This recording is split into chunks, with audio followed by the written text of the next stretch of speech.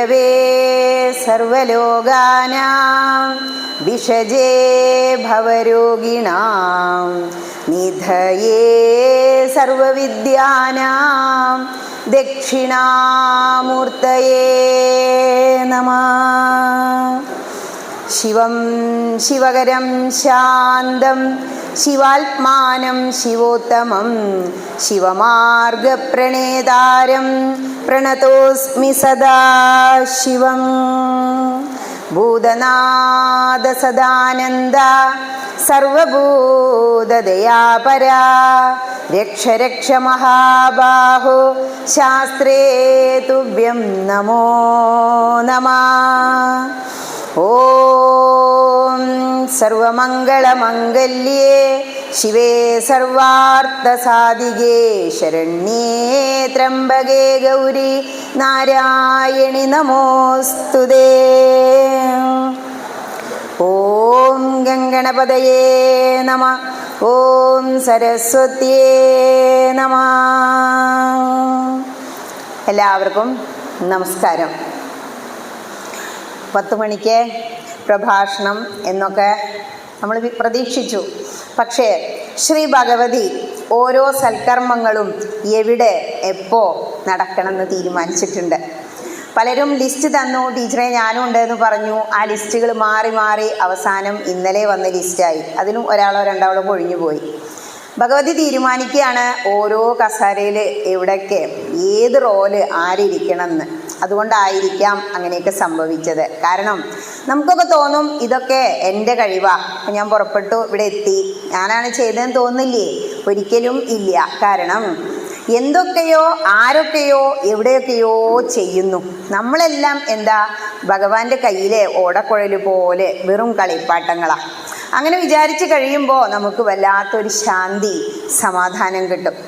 അതിനെക്കുറിച്ചുള്ള വിശദമായ ഒരു കഥയാണ് ഇന്നേക്ക് ഞാൻ പ്ലാൻ ചെയ്ത് വന്നത്.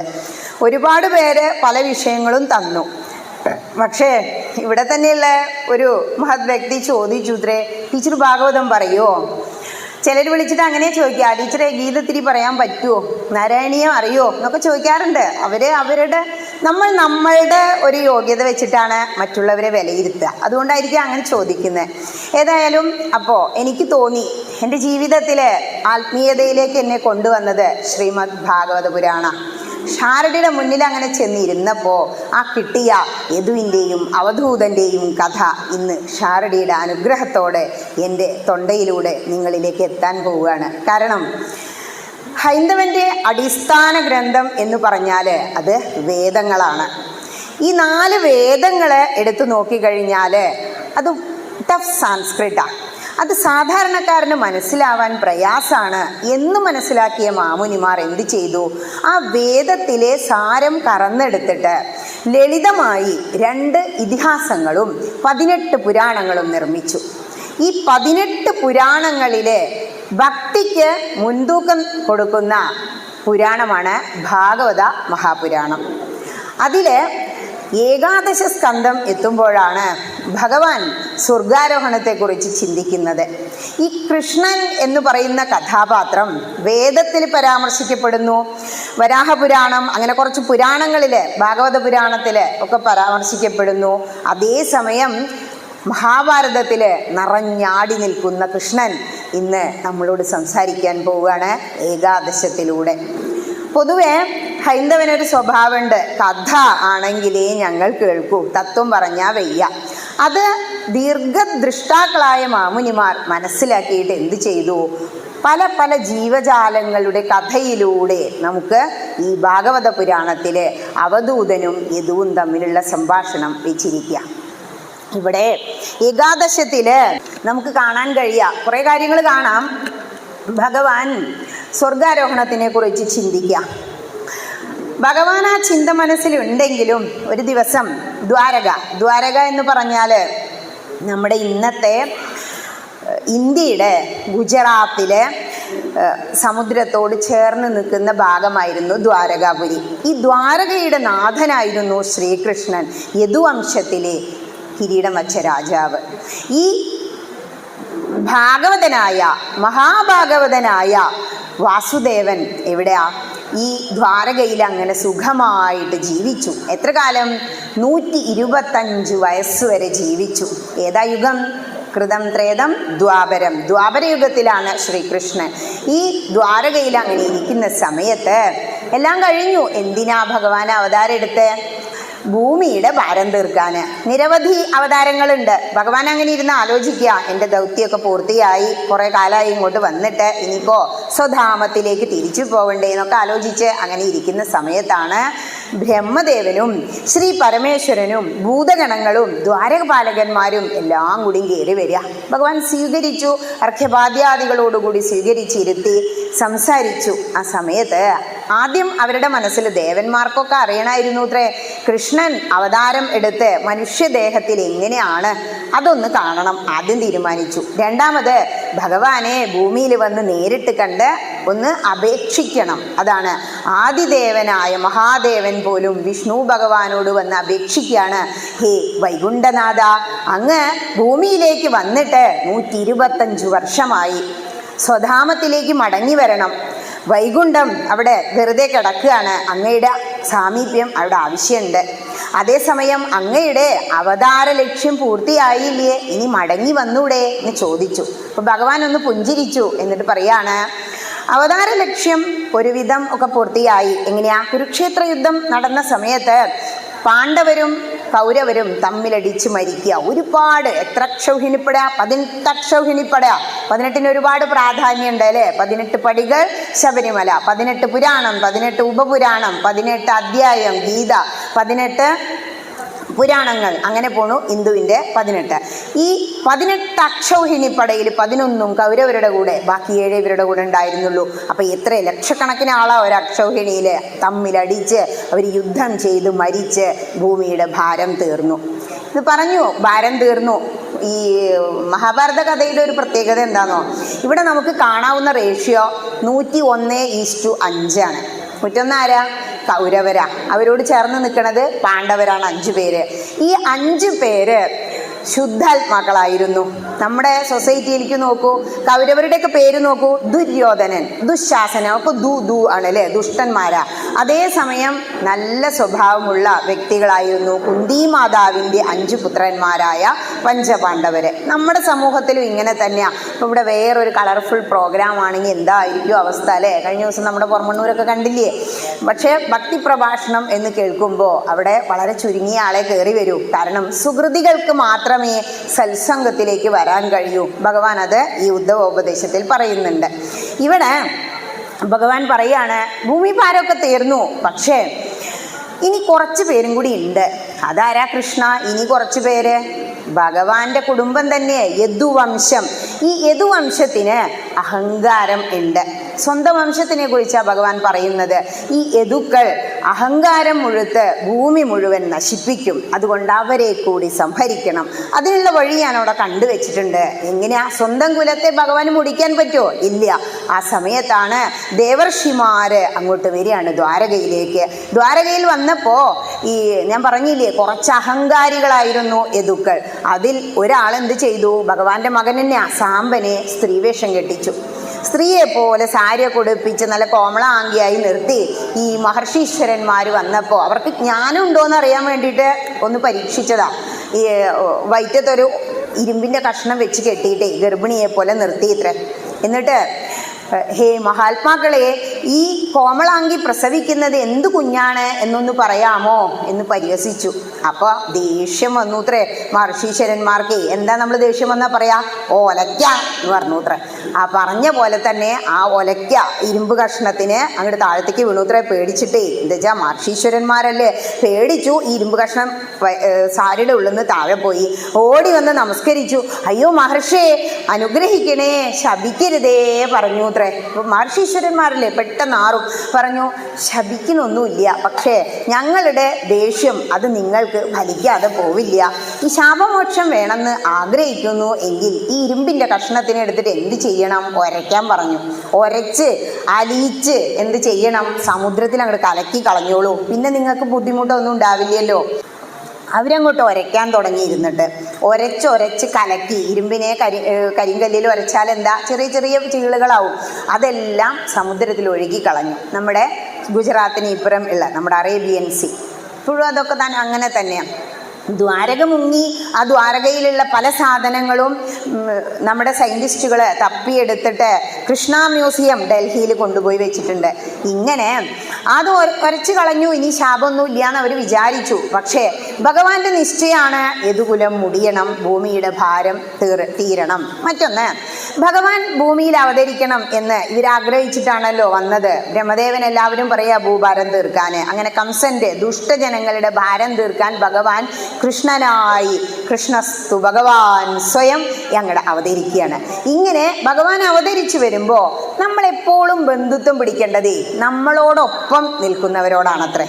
മാത്രമല്ല, മനുഷ്യനായി ഭൂമിയിൽ പിറന്നാൽ ഭഗവാനാണെങ്കിലും സഹായത്തിന് സ്നേഹിതരും കുടുംബങ്ങളും മറ്റുള്ള സുഹൃത്തുക്കളും എല്ലാം വേണം. അപ്പം എന്ത് ചെയ്യണം? ദേവന്മാരോട് തന്നെ അപേക്ഷിക്കുകയാണ്, നിങ്ങൾ എന്ത് ചെയ്താൽ മതി, ഭൂമിയിൽ വന്ന് യദുക്കളായി യദുകുലത്തിൽ അവതരിക്കണം. അങ്ങനെ ദേവന്മാർ തന്നെയാണ് ഇവിടെ വന്ന് അവതരിച്ചിട്ടുള്ളത്. ആരായിട്ട്? യദുവംശത്തിലെ ജനങ്ങളായിട്ട്. ആ യദുക്കളെയാണ് ദേവന്മാരെ തിരിച്ച് സ്വർഗത്തിലേക്ക് തന്നെ അയക്കേണ്ടത്. അതിനുള്ള ശാപാണ് ഇത്. അവരിവിടുന്ന് പോണം. അങ്ങനെ പല സ്ഥലങ്ങളിലും ദുർനിമിത്തങ്ങൾ കാണാൻ തുടങ്ങി ദ്വാരകയില്. ഇപ്പൊ ഭഗവാൻ പറയാണ് എല്ലാവരോടും, നിങ്ങൾ ആരും ഇവിടെ മരിച്ചു വീഴാൻ പാടില്ല. നമ്മുടെ ദ്വാരക 7 ദിവസം, ഒരാഴ്ച കഴിഞ്ഞാൽ മുങ്ങിപ്പോവും. ഈ ദ്വാരകയിലേക്ക് വെള്ളം പൊങ്ങി വരും. സമുദ്രജലം കയറി കഴിഞ്ഞാൽ ദ്വാരക വെള്ളത്തിനടിയിലാവും. ഭഗവാൻ താമസിക്കാൻ വേണ്ടി സമുദ്രം മാറിക്കൊടുത്ത് ഉണ്ടാക്കിയതാണ് ദ്വാരക. അതുകൊണ്ട് എല്ലാ സാധനങ്ങളും എല്ലാം എടുത്തോളൂ. ഈ വൃദ്ധന്മാരായ യദുക്കളൊക്കെ ഉണ്ടത്രേ, അവരോട് പറഞ്ഞു പ്രത്യേകം, നിങ്ങൾ ഈ വയസ്സാം കാലത്ത് ഇവിടെ ബുദ്ധിമുട്ടി ഇവിടെ മരിച്ചു വിടാൻ പാടില്ല. ഇവിടെ പ്രളയം വരും. എല്ലാ സാധനങ്ങളും എടുത്ത് തേരിലേറ്റിക്കോളൂ. നമുക്ക് പ്രഭാസ തീർത്ഥത്തിലേക്ക് പോകാം. പ്രഭാസം നമുക്ക് ഇപ്പോൾ നോർത്ത് ഇന്ത്യയിൽ പോയാൽ ഈ പ്രഭാസ തീർത്ഥം കാണാം, സോമനാഥ ക്ഷേത്രം കാണാം. ഗുജറാത്തിലെ തന്നെ മറ്റൊരു സ്ഥലമാണ് ഈ പ്രഭാസ തീർത്ഥം എന്ന് പറയുന്നത്. സോമനാഥ ക്ഷേത്രത്തിൻ്റെ പ്രത്യേകത, ഇന്ത്യയിൽ ഏറ്റവും സമ്പത്തുള്ള ക്ഷേത്രമായിരുന്നു സോമനാഥ ക്ഷേത്രം. മുഹമ്മദ് ഗസ്നിയാണെന്ന് തോന്നുന്നു 17 തവണ ആക്രമിച്ച് കൊള്ളയടിച്ച് വിദേശത്തേക്ക് നമ്മുടെ ഇന്ത്യയുടെ ഹൈന്ദവന്റെ ക്ഷേത്ര സമുച്ചയങ്ങളിലെ സ്വർണവും രത്നങ്ങളും കട്ടുകൊണ്ടുപോയി. ഇപ്പം നമ്മുടെ ആൾക്കാർ കക്കണു, അന്ന് വിദേശികൾ കട്ടു, അത്ര വ്യത്യാസമുള്ളൂ. ഇനി എന്ത് ചെയ്തു? പ്രവാസ തീർത്ഥത്തിൽ പോയാൽ മാത്രം പോരാ, എന്ത് ചെയ്യണം? ഈ പ്രവാസ തീർത്ഥത്തിലുള്ള സോമനാഥ ക്ഷേത്രം ഇന്ത്യയിലുള്ള 12 ജ്യോതിർലിംഗങ്ങളിൽ ഒന്നാണ് സോമനാഥ ക്ഷേത്രത്തിലുള്ളത്. അവിടേക്ക് നമുക്ക് പോവാമെന്ന് പറഞ്ഞു. ഇവരെല്ലാം തേരേറി അങ്ങോട്ട് ഇങ്ങനെ പോകാൻ റെഡിയായി നിൽക്കുക. ആ സമയത്ത് ഭഗവാൻ അങ്ങനെ മാറി ചിന്തയിലായി മനനം ചെയ്തുകൊണ്ടിരിക്കുക. ഭഗവാൻ അങ്ങനെ ചെന്നു. മഹാദേവൻ എപ്പോഴും രാമനാമം ജപിക്കും പോലെ ഭഗവാൻ ധ്യാനത്തിലാ. മാറിയിരിക്കുന്നത് കണ്ടപ്പോൾ നമ്മുടെ ഉദ്ധവൻ, ആരാ ഉദ്ധവൻ? ഭാഗവതം കുറെ കാലമായി കേൾക്കണു. ഉദ്ധവോപദേശം, ഉദ്ധവഗീത ഒക്കെ കേട്ടു. ആരാ ഈ ഉദ്ധവൻ എന്ന് നമുക്കറിയില്ല, അറിയുന്നുണ്ടാവും കേട്ടോ. ഉദ്ധവൻ ഭഗവാൻ കൃഷ്ണന്റെ അച്ഛൻ്റെ സഹോദരൻ്റെ മകനാ. അതായത് വലിയച്ഛനും ചെറിയച്ഛനും മക്കളെന്ന് പറയാം. കൃഷ്ണന്റെ അതേ രൂപമായിരുന്നു അത്രേ ശരീരപ്രകൃതിയൊക്കെ. കൃഷ്ണൻ എന്ത് വസ്ത്രമാണോ അഴിച്ചിട്ടത് നോക്കി നടക്കും. അത്രയും സുഹൃത്തുക്കളാ. ആ വെഴുപ്പെടുത്തു കൊടുക്കും. ഭഗവാൻ ഊണ് കഴിച്ച് ആ കിണ്ണ അവിടെ വെക്കാൻ കാത്തിരിക്കൂത്രേ. ഭഗവാൻ മനഃപൂർവ്വം ഒരു ഉരുള ബാക്കി വെക്കും. ആ ഉച്ഛിഷ്ടം എടുത്ത് ഭക്ഷിക്കും. ഭഗവാൻ ഊരി വെച്ച മാല അതെടുത്ത് അണിയും. ഇങ്ങനെ ഭഗവാനെ പോലെ തന്നെ നടക്കും. ചിലർക്ക് സംശയം മാറിപ്പോത്രേ കൃഷ്ണനെയും ഉദ്ധവനെയും തമ്മിൽ. അപ്പോൾ അവർ തമ്മിലുള്ള ബന്ധം മനസ്സിലായി. ഇതൊക്കെ കേൾക്കുമ്പോൾ നമുക്ക് നമ്മുടെ ലെവലിലാണ് നമ്മൾ ചിന്തിക്കുക. അപ്പം നമുക്ക് തോന്നും, അയ്യേ ഉച്ഛിഷ്ടം ഭക്ഷിക്കേ, ഒരാൾ ഇട്ട മാല ഇടുക അല്ലേ, ചൂടിയപ്പൂ ചൂടരുത് എന്നൊക്കെ അല്ലേ നമ്മളെ പഠിപ്പിച്ചിരിക്കണേ. പക്ഷേ നമ്മുടെ മഹാന്മാരായ പിതൃക്കൾ അല്ലെങ്കിൽ തന്ത്രീശ്വരന്മാർ, മഹർഷീശ്വരന്മാർ നമുക്ക് വേണ്ടി ഉണ്ടാക്കി വെച്ച ക്ഷേത്രം തന്നെയാണ് ഭഗവാൻ. ക്ഷേത്രത്തിൽ എന്താ നമ്മൾ ചെയ്യുക? കഴിഞ്ഞ ദിവസം പുറമണ്ണൂര് സമ്പൂർണ്ണ നാരായണീയം 5:30 തുടങ്ങണം. ഓടിച്ചെന്നു. അപ്പോൾ തിരുമേനിമാരവിടെ ഗണപതി ഹോമത്തിനുള്ള തിരക്കിലാണ്. എനിക്കാണെങ്കിൽ കുറി കിട്ടാതെ ഇരിക്കാനും വയ്യ. അപ്പോൾ ഞാൻ കുറച്ചു നേരമൊക്കെ തൊഴുത് നിന്ന് നോക്കിയപ്പോൾ മതിലിൻ്റെ മുകളിലേക്ക് നോക്കിയപ്പോൾ അവിടെ നിർമ്മാല്യം കൊണ്ടുവന്ന് വെച്ചിട്ടുണ്ട്. തലേ ദിവസം അർച്ചിച്ച പൂക്കളും കുറച്ച് ചന്ദനും, അത്രയല്ലേ എനിക്ക് ആവശ്യമുള്ളൂ. നിർമ്മാല്യം ചൂടണം. നമ്മൾ ഗുരുവായൂരാണ് പോവില്ലേ, നിർമ്മാല്യം തൊഴാൻ പോവുക. പണിക്കന്മാരിങ്ങനെ എഴുതിക്കൊണ്ടിരിക്കുക, ഒരു 3 നിർമ്മാല്യം അടുപ്പിച്ച് തൊഴുതോളൂ. അതിനാലെ ഗുരുവായൂരാകെ തിരക്കായി. ഇപ്പം ആ സമയത്തൊന്നും ചെന്നാൽ തൊഴാൻ വയ്യ. ഈ നിർമ്മാല്യം ആയി നമ്മൾ ഭഗവാന്റെ മാലകളും പൂക്കളൊക്കെ ഉപയോഗിക്കുന്നില്ലേ, അതാണ് ഉദ്ധവൻ ചെയ്തത് എന്ന് മനസ്സിലാക്കുക. അതുപോലെ ഭഗവാനെ ചൂടിച്ച മാല പുറത്തേക്ക് ഇടും ഇല്ലേ, നമ്മളത് പൊന്നു പോലെ നിധി പോലെ എടുത്ത് നമ്മുടെ വീട്ടിൽ പൂജാമുറിയിൽ ഒരു അരുവിയിൽ കൊണ്ടുവന്ന് വെക്കും, വാടുന്നത് വരെ വെക്കും. അതാണ് നിർമ്മാല്യം നിർമ്മാല്യത്തിൻ്റെ പ്രത്യേകത. അതാണ് ഉപയോഗിച്ച് ഭഗവാന് നേദിക്കുന്ന ആ പായസം കാത്തു നിൽക്കും. നമ്മൾ 30 തിങ്കളാഴ്ച ഒരിക്കലാണെങ്കിൽ ആ നേദ്യച്ചോറ നമ്മൾ ഉച്ചയ്ക്ക് കഴിക്കുക. ഭഗവാന് സമർപ്പിച്ച ആ ഉച്ഛിഷ്ടമാണ് നിവേദ്യം എന്ന് പറഞ്ഞ് നമ്മൾ പുറത്തു കൊണ്ടുവന്ന് കഴിക്കുക. അതാണ് ഉദ്ധവൻ ചെയ്തത്. ഇപ്പം മനസ്സിലാ സംശയം മാറിയില്ലേ? എന്ത് പറഞ്ഞാലും നമ്മുടെ ആൾക്കാർക്ക് ഒരു കുഴപ്പമുണ്ട്, അത് നെഗറ്റീവായിട്ടേ കാണുള്ളൂ. അതുകൊണ്ടാണ് അത് വിസ്തരിച്ചത്.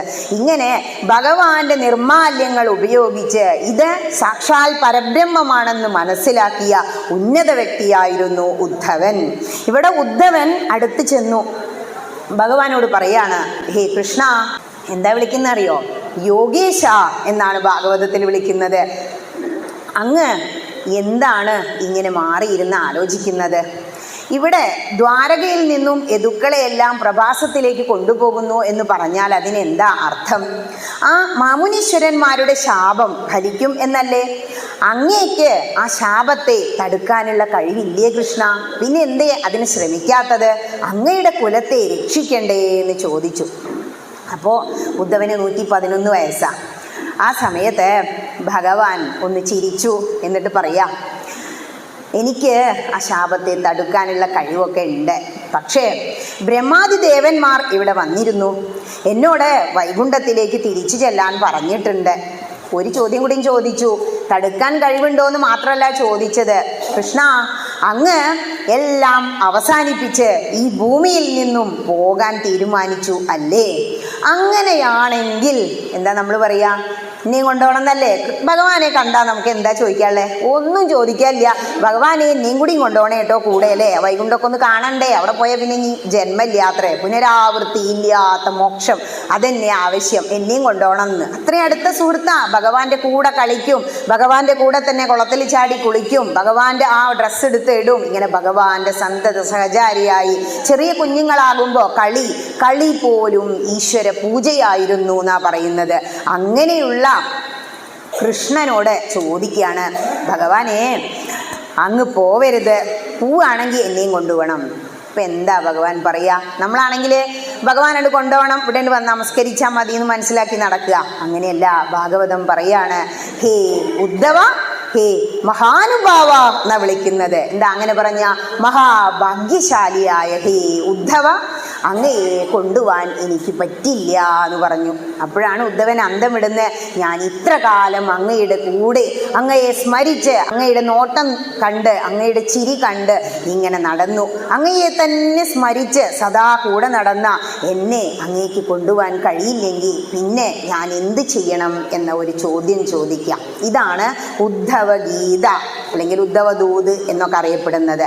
കാരണം ശ്രീകൃഷ്ണന് അർജുനൻ എന്തൊക്കെയാണോ ഗീതയിൽ ഉപദേശിച്ചത് അതേ കാര്യങ്ങൾ, ഒരുപാട് കാര്യങ്ങൾ ഇവിടെ ഉപദേശിക്കുന്നുണ്ട്. അപ്പോൾ ഉദ്ധവനോട് പറഞ്ഞു കൊടുക്കുന്ന കാര്യങ്ങൾ ഗീതോപദേശം തന്നെയാണ്. ആത്മാവിനെ ഉയർത്തുന്ന കാര്യമാണ്. അത് കേൾക്കുമ്പോൾ നമുക്ക് അത്ര അങ്ങോട്ട് ദഹിക്കൊന്നുമില്ല. പക്ഷെ ആ കഥയിലേക്ക് വരുമ്പോൾ അത് വ്യക്തമായിട്ട് മനസ്സിലാവും. ഇവിടെ ഉദ്ധവനോട് പറഞ്ഞു കൊടുക്കുക ഓരോ കാര്യങ്ങളായിട്ട്. ഉദ്ധവൻ ഇങ്ങനെ ചോദിച്ചു, കൃഷ്ണ ഇനി ഞങ്ങൾ എന്ത് ചെയ്യണം? അങ്ങ് ഇവിടെ നിന്ന് പോയി കഴിഞ്ഞാൽ ഞങ്ങളുടെ അവസ്ഥയൊന്ന് ചിന്തിച്ചു നോക്കൂ. അങ്ങാണ് ഞങ്ങളുടെ എല്ലാം രക്ഷകൻ. അതുകൊണ്ട് അങ്ങ് തീർച്ചയായിട്ടും ഇവിടെ ഉണ്ടാവണം, പോവരുതേ എന്ന് പറഞ്ഞു. അപ്പോൾ കൃഷ്ണനോട് ഇങ്ങനെ സങ്കടം പറയുന്ന ഉദ്ധവനോട് ഭഗവാൻ ചിരിച്ചുകൊണ്ട് വളരെ ശാന്തമായിട്ട് പറയാം. നിങ്ങൾ ശ്രദ്ധിച്ചിട്ടുണ്ടോ? വലിയ വലിയ ആചാര്യന്മാര്, സ്വാമിജിമാര്, ഇപ്പോൾ കോഴിക്കോട് ചെന്നപ്പോൾ അദ്വൈതാശ്രമത്തിൽ പോയി, അവിടുത്തെ സ്വാമിജി ചിദാനന്ദപുരി സ്വാമി എത്ര ശാന്തമായി ഇരുന്നിട്ടാണെന്നറിയോ ലളിതാ പരമേശ്വരിയുടെ സഹസ്രനാമങ്ങൾ ചൊല്ലിക്കൊടുക്കുന്നത്. ഈ സഹസ്രനാമം സ്പീഡിലും ചൊല്ലിക്കൊടുക്കരുത്, നാമാവലി വളരെ സ്ലോയിലും ചൊല്ലിക്കൊടുക്കരുത് എന്നാ. ഈശ്വരീയമായ എല്ലാ കാര്യങ്ങളും അങ്ങനെയാണ്. ഇവിടെ ഭഗവാൻ പറയാണ്, ഞാൻ തനിക്ക് വലിയ വലിയ കാര്യങ്ങൾ പറഞ്ഞ് മനസ്സിലാക്കി തരാം. എന്താ ചെയ്യേണ്ടത് എന്ന് വെച്ചാൽ, ഉദ്ധവ അങ്ങ് ഗൃഹസ്ഥാശ്രമിയല്ലേ? അതെ. അങ്ങേക്ക് അങ്ങയുടെ കുടുംബത്തോടെ എല്ലാം വളരെ സ്നേഹമല്ലേ? അതെ. അവരെ വിട്ട് എൻ്റെ കൂടെ വരാൻ അങ്ങേക്ക് കഴിയുമോ?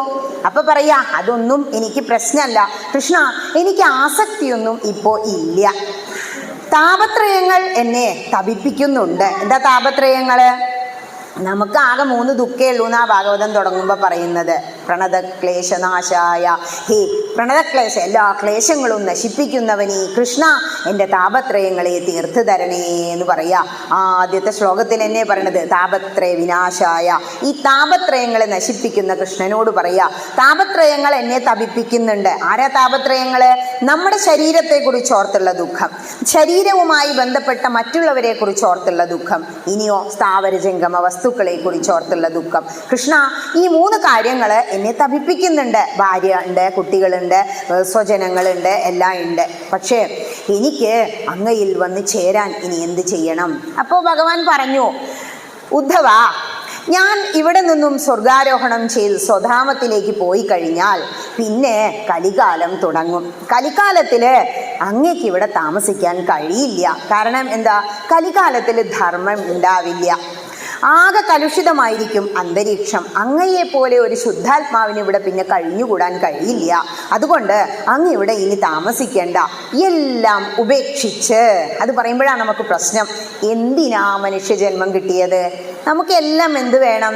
പുരുഷാർത്ഥങ്ങൾ നേടണം. എന്താ പുരുഷാർത്ഥം എന്ന് പറഞ്ഞാൽ? ധർമാർത്ഥ കാമ മോക്ഷം. എല്ലാ വ്യക്തികളും, ആത്മീയതയിലൂടെ സഞ്ചരിക്കുന്ന പല വ്യക്തികളും ധർമ്മം, അർത്ഥം, കാമം, ധർമ്മത്തിലൂടെ ജോലി ചെയ്ത് അർത്ഥം, പണം സമ്പാദിച്ച് കാമം, ആഗ്രഹങ്ങൾ സാധിക്കുന്നുണ്ട്. പക്ഷേ ഈ പുരുഷാർത്ഥത്തിൽ അവസാനത്തെ കാര്യമായ മോക്ഷം എന്നുള്ളത് വലിയ ആഗ്രഹമൊന്നും ആർക്കും ഇല്ല. ഇതങ്ങോട്ട് വിട്ടുപോകാനാണ് മടി. അതാണ് ഇന്ന് പറയുന്ന കാര്യങ്ങൾ മുഴുവൻ നമ്മളോട് പറഞ്ഞു തരുന്നത്. പറയാണ്, സ്വജനങ്ങളെ, ബന്ധുക്കളെ, സ്വന്തമായതെല്ലാം അങ്ങ് ഇവിടെ അങ്ങോട്ട് ഉപേക്ഷിച്ചോളൂ. ഈ ദ്വാരകയിൽ ഞാൻ കലികാലം തുടങ്ങും, ഞാൻ സ്വർഗാരോഹണം ചെയ്ത. എന്നിട്ട് എന്ത് ചെയ്യണം? അങ്ങ് ഈ ലോകം മുഴുവൻ ഒരു സന്യാസി വര്യനെ പോലെ ചുറ്റി സഞ്ചരിക്കണം. അത് കേട്ടപ്പോൾ പറയാണ്, ഹേ കൃഷ്ണ, ഞാൻ ഒരു ഗൃഹസ്ഥനാണ്. ഭാര്യയെ, കുട്ടികളെ, അമ്മയെ, അച്ഛനെയൊക്കെ എങ്ങനെയാ വിട്ടു പോവുക?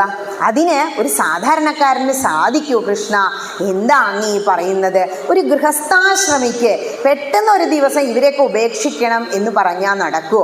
അങ്ങ് എന്താ പറഞ്ഞു തന്നത്? ഇതെല്ലാം ഉപേക്ഷിച്ചിട്ട് ഈ നാട് വിട്ട് ഒരു സന്യാസി വര്യനെ പോലെ എങ്ങനെ പോണെന്നാ പറയണതെന്നറിയോ? വന്ന് പ്രാർത്ഥിക്കാൻ തുടങ്ങുന്ന സമയത്ത് പ്രാർത്ഥിക്കുമ്പോൾ എന്താ ഭഗവാന്റെ അടുത്ത് തൊഴുത് നിന്നിട്ട് പറഞ്ഞേന്നോ? ദേവദേവ ജഗന്നാഥ പുണ്യശ്രവണ കീർത്തന ഇതോത്തമോത്തമ ശ്ലോക നാരായണ നമോസ്തുതേ. ഹേ കൃഷ്ണ, ദേവദേവ ജഗന്നാഥ, അങ്ങേക്ക് നമസ്കാരം. എന്താ? നമ്മൾ എത്രത്തോളം സ്തുതിക്കുന്നോ ഭഗവാൻ അത്രയും സന്തോഷാണത്രേ. അങ്ങയെ ഭജിച്ചുകൊണ്ട് ഞാൻ ഇങ്ങനെ കഴിയാണ്. പക്ഷേ ഗൃഹസ്ഥാശ്രമിയായ എന്നോട് സർവം ഉപേക്ഷിക്കാൻ പറഞ്ഞാൽ അതൊരു സാധാരണക്കാരന് കഴിയോ?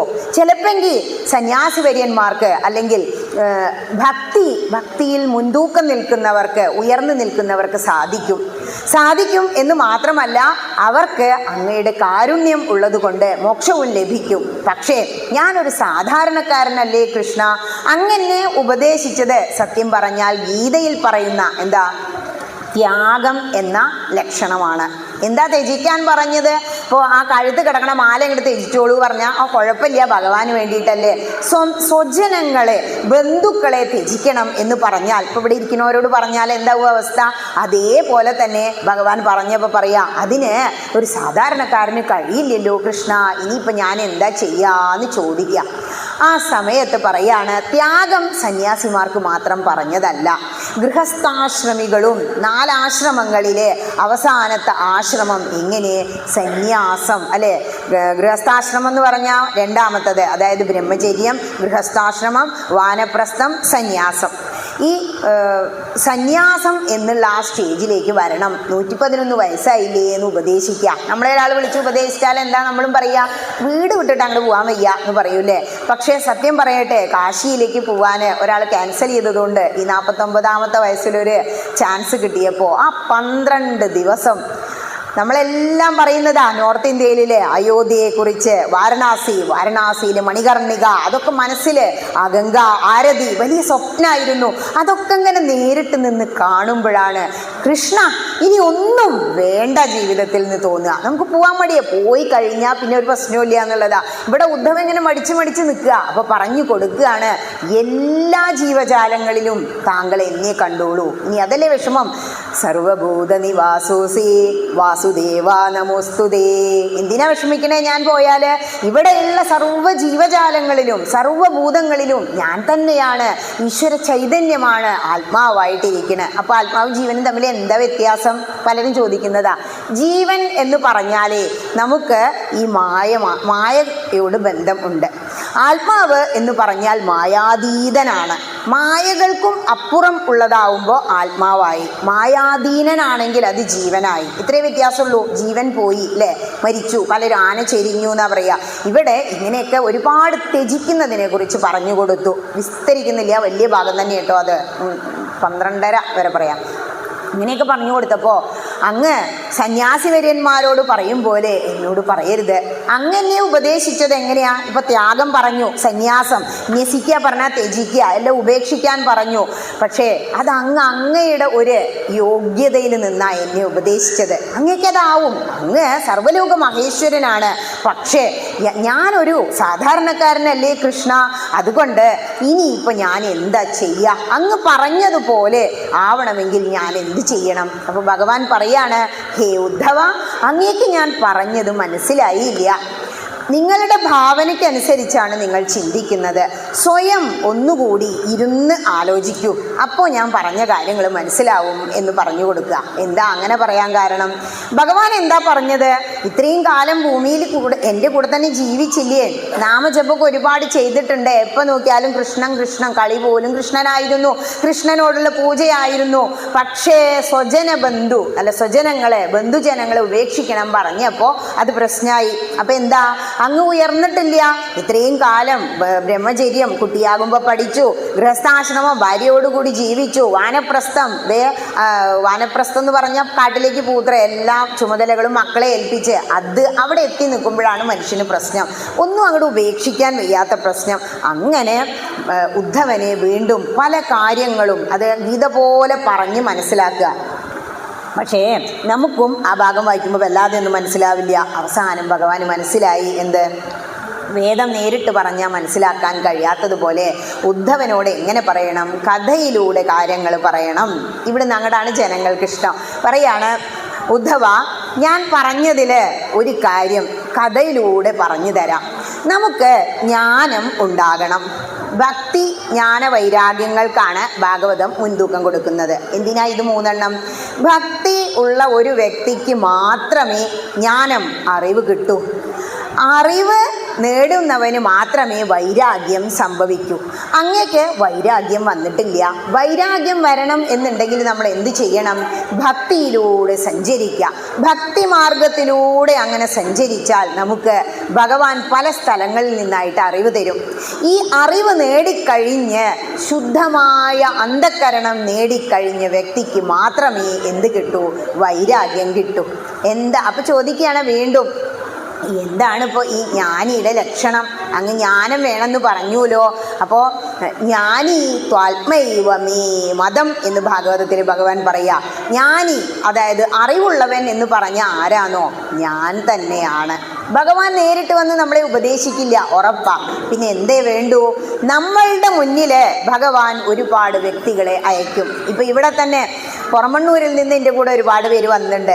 പലരും ആദ്യമായിട്ടായിരിക്കും ഇങ്ങനെ ഒരു പ്രഭാഷണ വേദിയിലെത്തുന്നത്.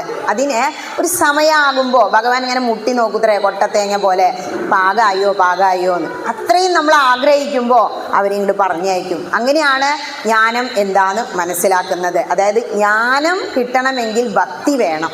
അപ്പം ജ്ഞാനി ആരാന്നാ ഭഗവാൻ പറഞ്ഞ്? ജ്ഞാനി ത്വാമേവ മേ മതം, ഞാൻ തന്നെയാണ് അറിവുള്ളവൻ. അതുകൊണ്ട് എവിടെ നിന്നെല്ലാം അറിവ് കിട്ടുന്നോ അത് അങ്ങ് സ്വീകരിക്കണം. അറിവ് നേടിക്കൊണ്ട് വൈരാഗ്യം നേടണം.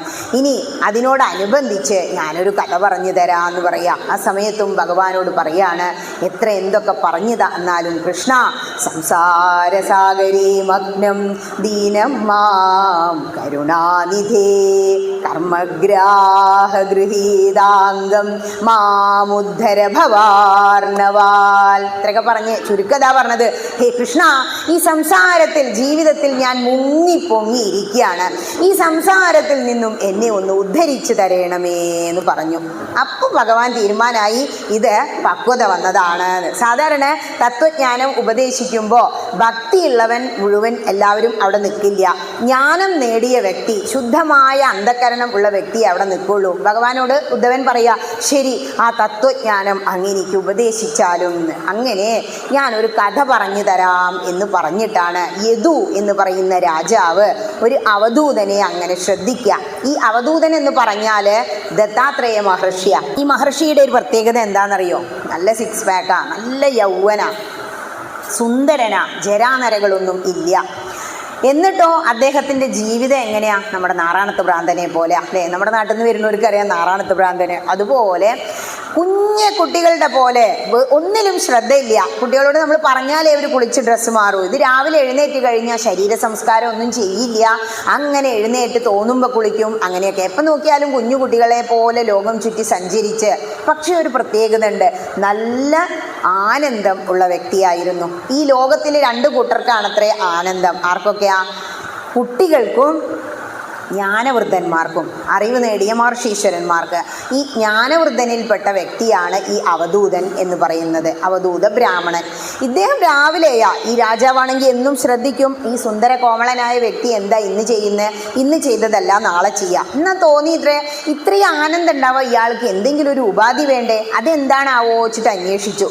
ദിവസേന ഈ യദു രാജാവ് നോക്കുമ്പോൾ ഇദ്ദേഹം സന്തോഷമായിട്ട് അങ്ങനെ പല സ്ഥലങ്ങളിലും നടക്കുന്നു, ആനന്ദിച്ച് നടക്കുന്നു. മനസ്സിൽ നിറഞ്ഞ ആനന്ദമുണ്ടെങ്കിൽ ആ മുഖത്ത് നോക്കിയാൽ മനസ്സിലാവുന്ന, അങ്ങനെ ആനന്ദത്തോടു കൂടി നടക്കുന്ന ആ അവധൂതൻ്റെ ഒരു സ്ഥലത്ത് ഇരിക്കുന്നത് കണ്ടപ്പോൾ യദു അടുത്ത് ചെന്നു.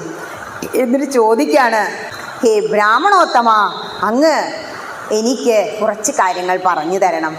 അങ്ങ് നല്ല ആരോഗ്യവാനാണ്, സുന്ദരനാണ്, ജ്ഞാനിയാണ്, ജരാനരകൾ ബാധിച്ചിട്ടില്ല. മാത്രമല്ല അങ്ങേക്ക് അമൃതിന് തുല്യമായ സുന്ദരമായ ശബ്ദവും വാക്കുകളും ഉണ്ട്. ആ വാക്കുകളിലൂടെ മറ്റുള്ളവരെ സുഖിപ്പിക്കാനുള്ള കഴിവുണ്ട്. അറിവ് കൊണ്ടാണത്. എന്നിട്ടും അങ്ങെന്താ ഈ ജീവിതം വേണ്ടതുപോലെ ജീവിക്കാത്തത്? എന്താ അങ്ങനെ ചോദിച്ചേന്ന്? അപ്പോഴൊന്നും മിണ്ടണില്ല കേട്ടോ. നമ്മൾ വിചാരിക്കും ഇപ്പം എന്താ ഒരു സന്യാസി വരനോട്, അതിൽ അദ്ദേഹത്തെ സന്യാസി എന്നൊന്നും തോന്നില്ല, ബ്രാഹ്മണനാ, ശുദ്ധ ബ്രാഹ്മണനാ. ഇങ്ങനെയൊക്കെ ചോദിച്ചു. ഇദ്ദേഹം ഒന്നും മിണ്ടുന്നില്ല. അവധൂതനാ, മിണ്ടാതിരിക്കുക. വീണ്ടും ചോദിക്കുകയാണ്, ഹേ ബ്രാഹ്മണോത്തമ, എനിക്ക് വളരെ വലിയ ഒരു സംശയമുണ്ട്. അങ്ങേക്ക് ഇത്രയും ആനന്ദം ഉണ്ടാവാനുള്ള ഉപാധി എന്താണ്? അങ്ങ് എന്തുകൊണ്ടാണ് ജീവിതം പുരുഷാർത്ഥങ്ങൾ നേടാൻ വേണ്ടി ഉപയോഗിക്കാത്തത്? മറ്റുള്ളവരെ നോക്കൂ, സാധാരണക്കാര് അങ്ങേപോലെ സുന്ദരന്മാരല്ല എന്താ ചെയ്യുന്നത്? നന്നായി അധ്വാനിക്കുന്നു. അങ്ങേക്കാണെങ്കിൽ അറിവുണ്ട്. ഈ ജ്ഞാനം ഉപയോഗിച്ച് കീർത്തി നേടാം, യശസ് നേടാം, സമ്പാദിക്കാം, ഐശ്വര്യം നേടാം. അങ്ങനെ പുരുഷാർത്ഥങ്ങൾ നേടിക്കൂടെ? ഇതൊന്നും യശസ്സൊന്നും വേണ്ടാന്ന് ചിന്തിക്കാൻ എന്താ കാരണം എന്ന് ചോദിച്ചു. ഇങ്ങനെ ചോദിച്ചപ്പോഴും മിണ്ടുന്നില്ല. അപ്പോൾ പറയാണ്, ഹേ ബ്രാഹ്മണോത്തമ, എനിക്ക് ഇതിന് ഉത്തരം അറിയണമെന്നുണ്ട്. ദയവായി ഇതിന് ഉത്തരം പറഞ്ഞു തരേണമേ. ഇവിടെ ഭഗവാൻ പറയാണ് ഉദ്ധവനോട്, ഹേ ഉദ്ധവ, ചോദ്യം ചോദിക്കുന്ന വ്യക്തിക്ക് ഒരു ക്വാളിറ്റി ഉണ്ട്. എന്താ? അദ്ദേഹത്തിന് ശുദ്ധമായ അന്ധകരണം ഉണ്ടായിരിക്കണം. അതുമാത്രമല്ല, അദ്ദേഹത്തിന് അറിയണമെന്ന തീവ്രമായ ആശ ഉണ്ടായിരിക്കണം. ഇനി ഉത്തരം പറയുന്ന വ്യക്തിക്കോ, ജ്ഞാനി ത്വൽമൈവമേ മതം എന്ന് പറഞ്ഞു. ജ്ഞാനി എന്ന് പറഞ്ഞാൽ ഞാൻ തന്നെയാണെന്ന് ഭഗവാൻ പറയാം. എന്താ? പറഞ്ഞു കൊടുക്കുന്ന വ്യക്തിക്ക് ഒരു ആചാര്യസ്ഥാനത്ത് ഇരിക്കണമെങ്കിൽ, ആ സിദ്ധി നേടിയിട്ടുണ്ടെങ്കിൽ ഉറപ്പിച്ചോളൂ ഉദ്ധവ, ആ വ്യക്തി എന്നാൽ അനുഗ്രഹിക്കപ്പെട്ടവനാണ് എന്ന് മനസ്സിലാക്കണം. ഇങ്ങനെ വീണ്ടും അപേക്ഷിച്ചു, പറഞ്ഞു തരേണമേ എന്ന് പ്രാർത്ഥിച്ച സമയത്ത് ഈ അവധൂത ബ്രാഹ്മണൻ ഒന്നങ്ങോട്ട് ചിരിച്ചു. ചിരിച്ച് ഒന്ന് ഇളകി ചമ്മണം പിടിഞ്ഞ് അവിടെ ഇരുന്നു. എന്നിട്ട് പറയാണ്, വളരെ ശാന്തമായ സ്വരത്തിൽ, സുന്ദരമായ അമൃത് പോലത്തെ ആ സ്വരത്തിൽ പറയാണ്, ഹേ യദു രാജാവേ, അങ്ങേക്ക് തോന്നുന്നു ഞാൻ ആനന്ദിക്കുന്നു, അതിന് ഉപാധികളില്ല എന്ന്. എനിക്കൊരുപാട് ഉപാധികളുണ്ട്. അപ്പം ചോദിച്ചു, അങ്ങയുടെ ഗുരു ആരാണ്? അങ്ങയെ ഇങ്ങനെ ആനന്ദത്തിൽ ആറടിക്കാൻ ഒരു ഗുരു ഉണ്ടാവൂലോ?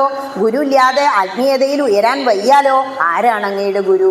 അപ്പൊ എന്താ പറഞ്ഞെന്നറിയോ? ആത്മനീ ഗുരുരാത്മൈവ. എന്താ അങ്ങനെ പറഞ്ഞ? ആത്മാവ്, എൻ്റെ ആത്മാവ് തന്നെയാണ് എൻ്റെ ഗുരു. നമ്മൾക്കുള്ള പ്രശ്നം എന്താണെന്നറിയോ? പലരും ചോദിക്കും, ഒരു നല്ല ഗുരുവിനെ കിട്ടാനില്ല ടീച്ചറെ. അത് സത്യ. പലരും ഗുരുക്കന്മാരെ സ്വീകരിച്ച് ഒരാഴ്ച കഴിയുമ്പോഴേക്കും അവർ പറയും, ഒരു തട്ടം വേണം, അതിലൊരു കുപ്പി നെയ്യ് വേണം, ഒരു ഓണപ്പുടവ് വേണം, 1001 ദക്ഷിണ, കഴിഞ്ഞു ഗുരുവിൻ്റെ കഥ അല്ലേ. ഞാൻ ഞങ്ങളുടെ പോണില്ല, വേദം പഠിച്ചതൊക്കെ മതി എന്ന് പറഞ്ഞു എന്നോട് ഒരാൾ. അങ്ങനെയൊക്കെ ചോദിച്ച്, ദക്ഷിണ ഒരിക്കലും ചോദിച്ച് വാങ്ങരുത്. അതിനെക്കുറിച്ചൊക്കെ ഗ്രന്ഥങ്ങളിൽ പറയുന്നുണ്ട്. വേദിയിൽ ആചാര്യന്മാരെ പറയാത്തതേ അദ്ദേഹത്തിന് അത് കിട്ടാൻ വേണ്ടിയിട്ടാണ് പറയുന്നുള്ളതുകൊണ്ടാണ്. അതിൻ്റെ പിന്നിൽ വലിയൊരു കഥയുണ്ട്. ഇവിടെ ഗുരു എന്ന് പറഞ്ഞ ആരാ? നമുക്കൊക്കെയും ഗുരു ഇല്ലാത്തതല്ലേ പരാതി, ഹൈന്ദവന് പ്രത്യേകിച്ചും. നമുക്ക് മദ്രസയില്ല, കുർബാനയില്ല, ഒന്നുമില്ല അല്ലേ, ഗുരു ഇല്ല, പഠനമില്ല. ആത്മനേവ ഗുരു ആത്മൈവ, അത് ഉറപ്പിച്ചു വെച്ചോളൂ. ഹേ ഉദ്ധവ, ഗുരു എന്ന് പറയുന്നത് അവനവൻ തന്നെയാണ്. ഇങ്ങനെയാ പറയുന്നത്. ജിജ്ഞാസുവും വിചാരശീലനുമായ ഒരു വ്യക്തിക്ക് അവനവൻ തന്നെയാണ് ഗുരു ഉദ്ധവ.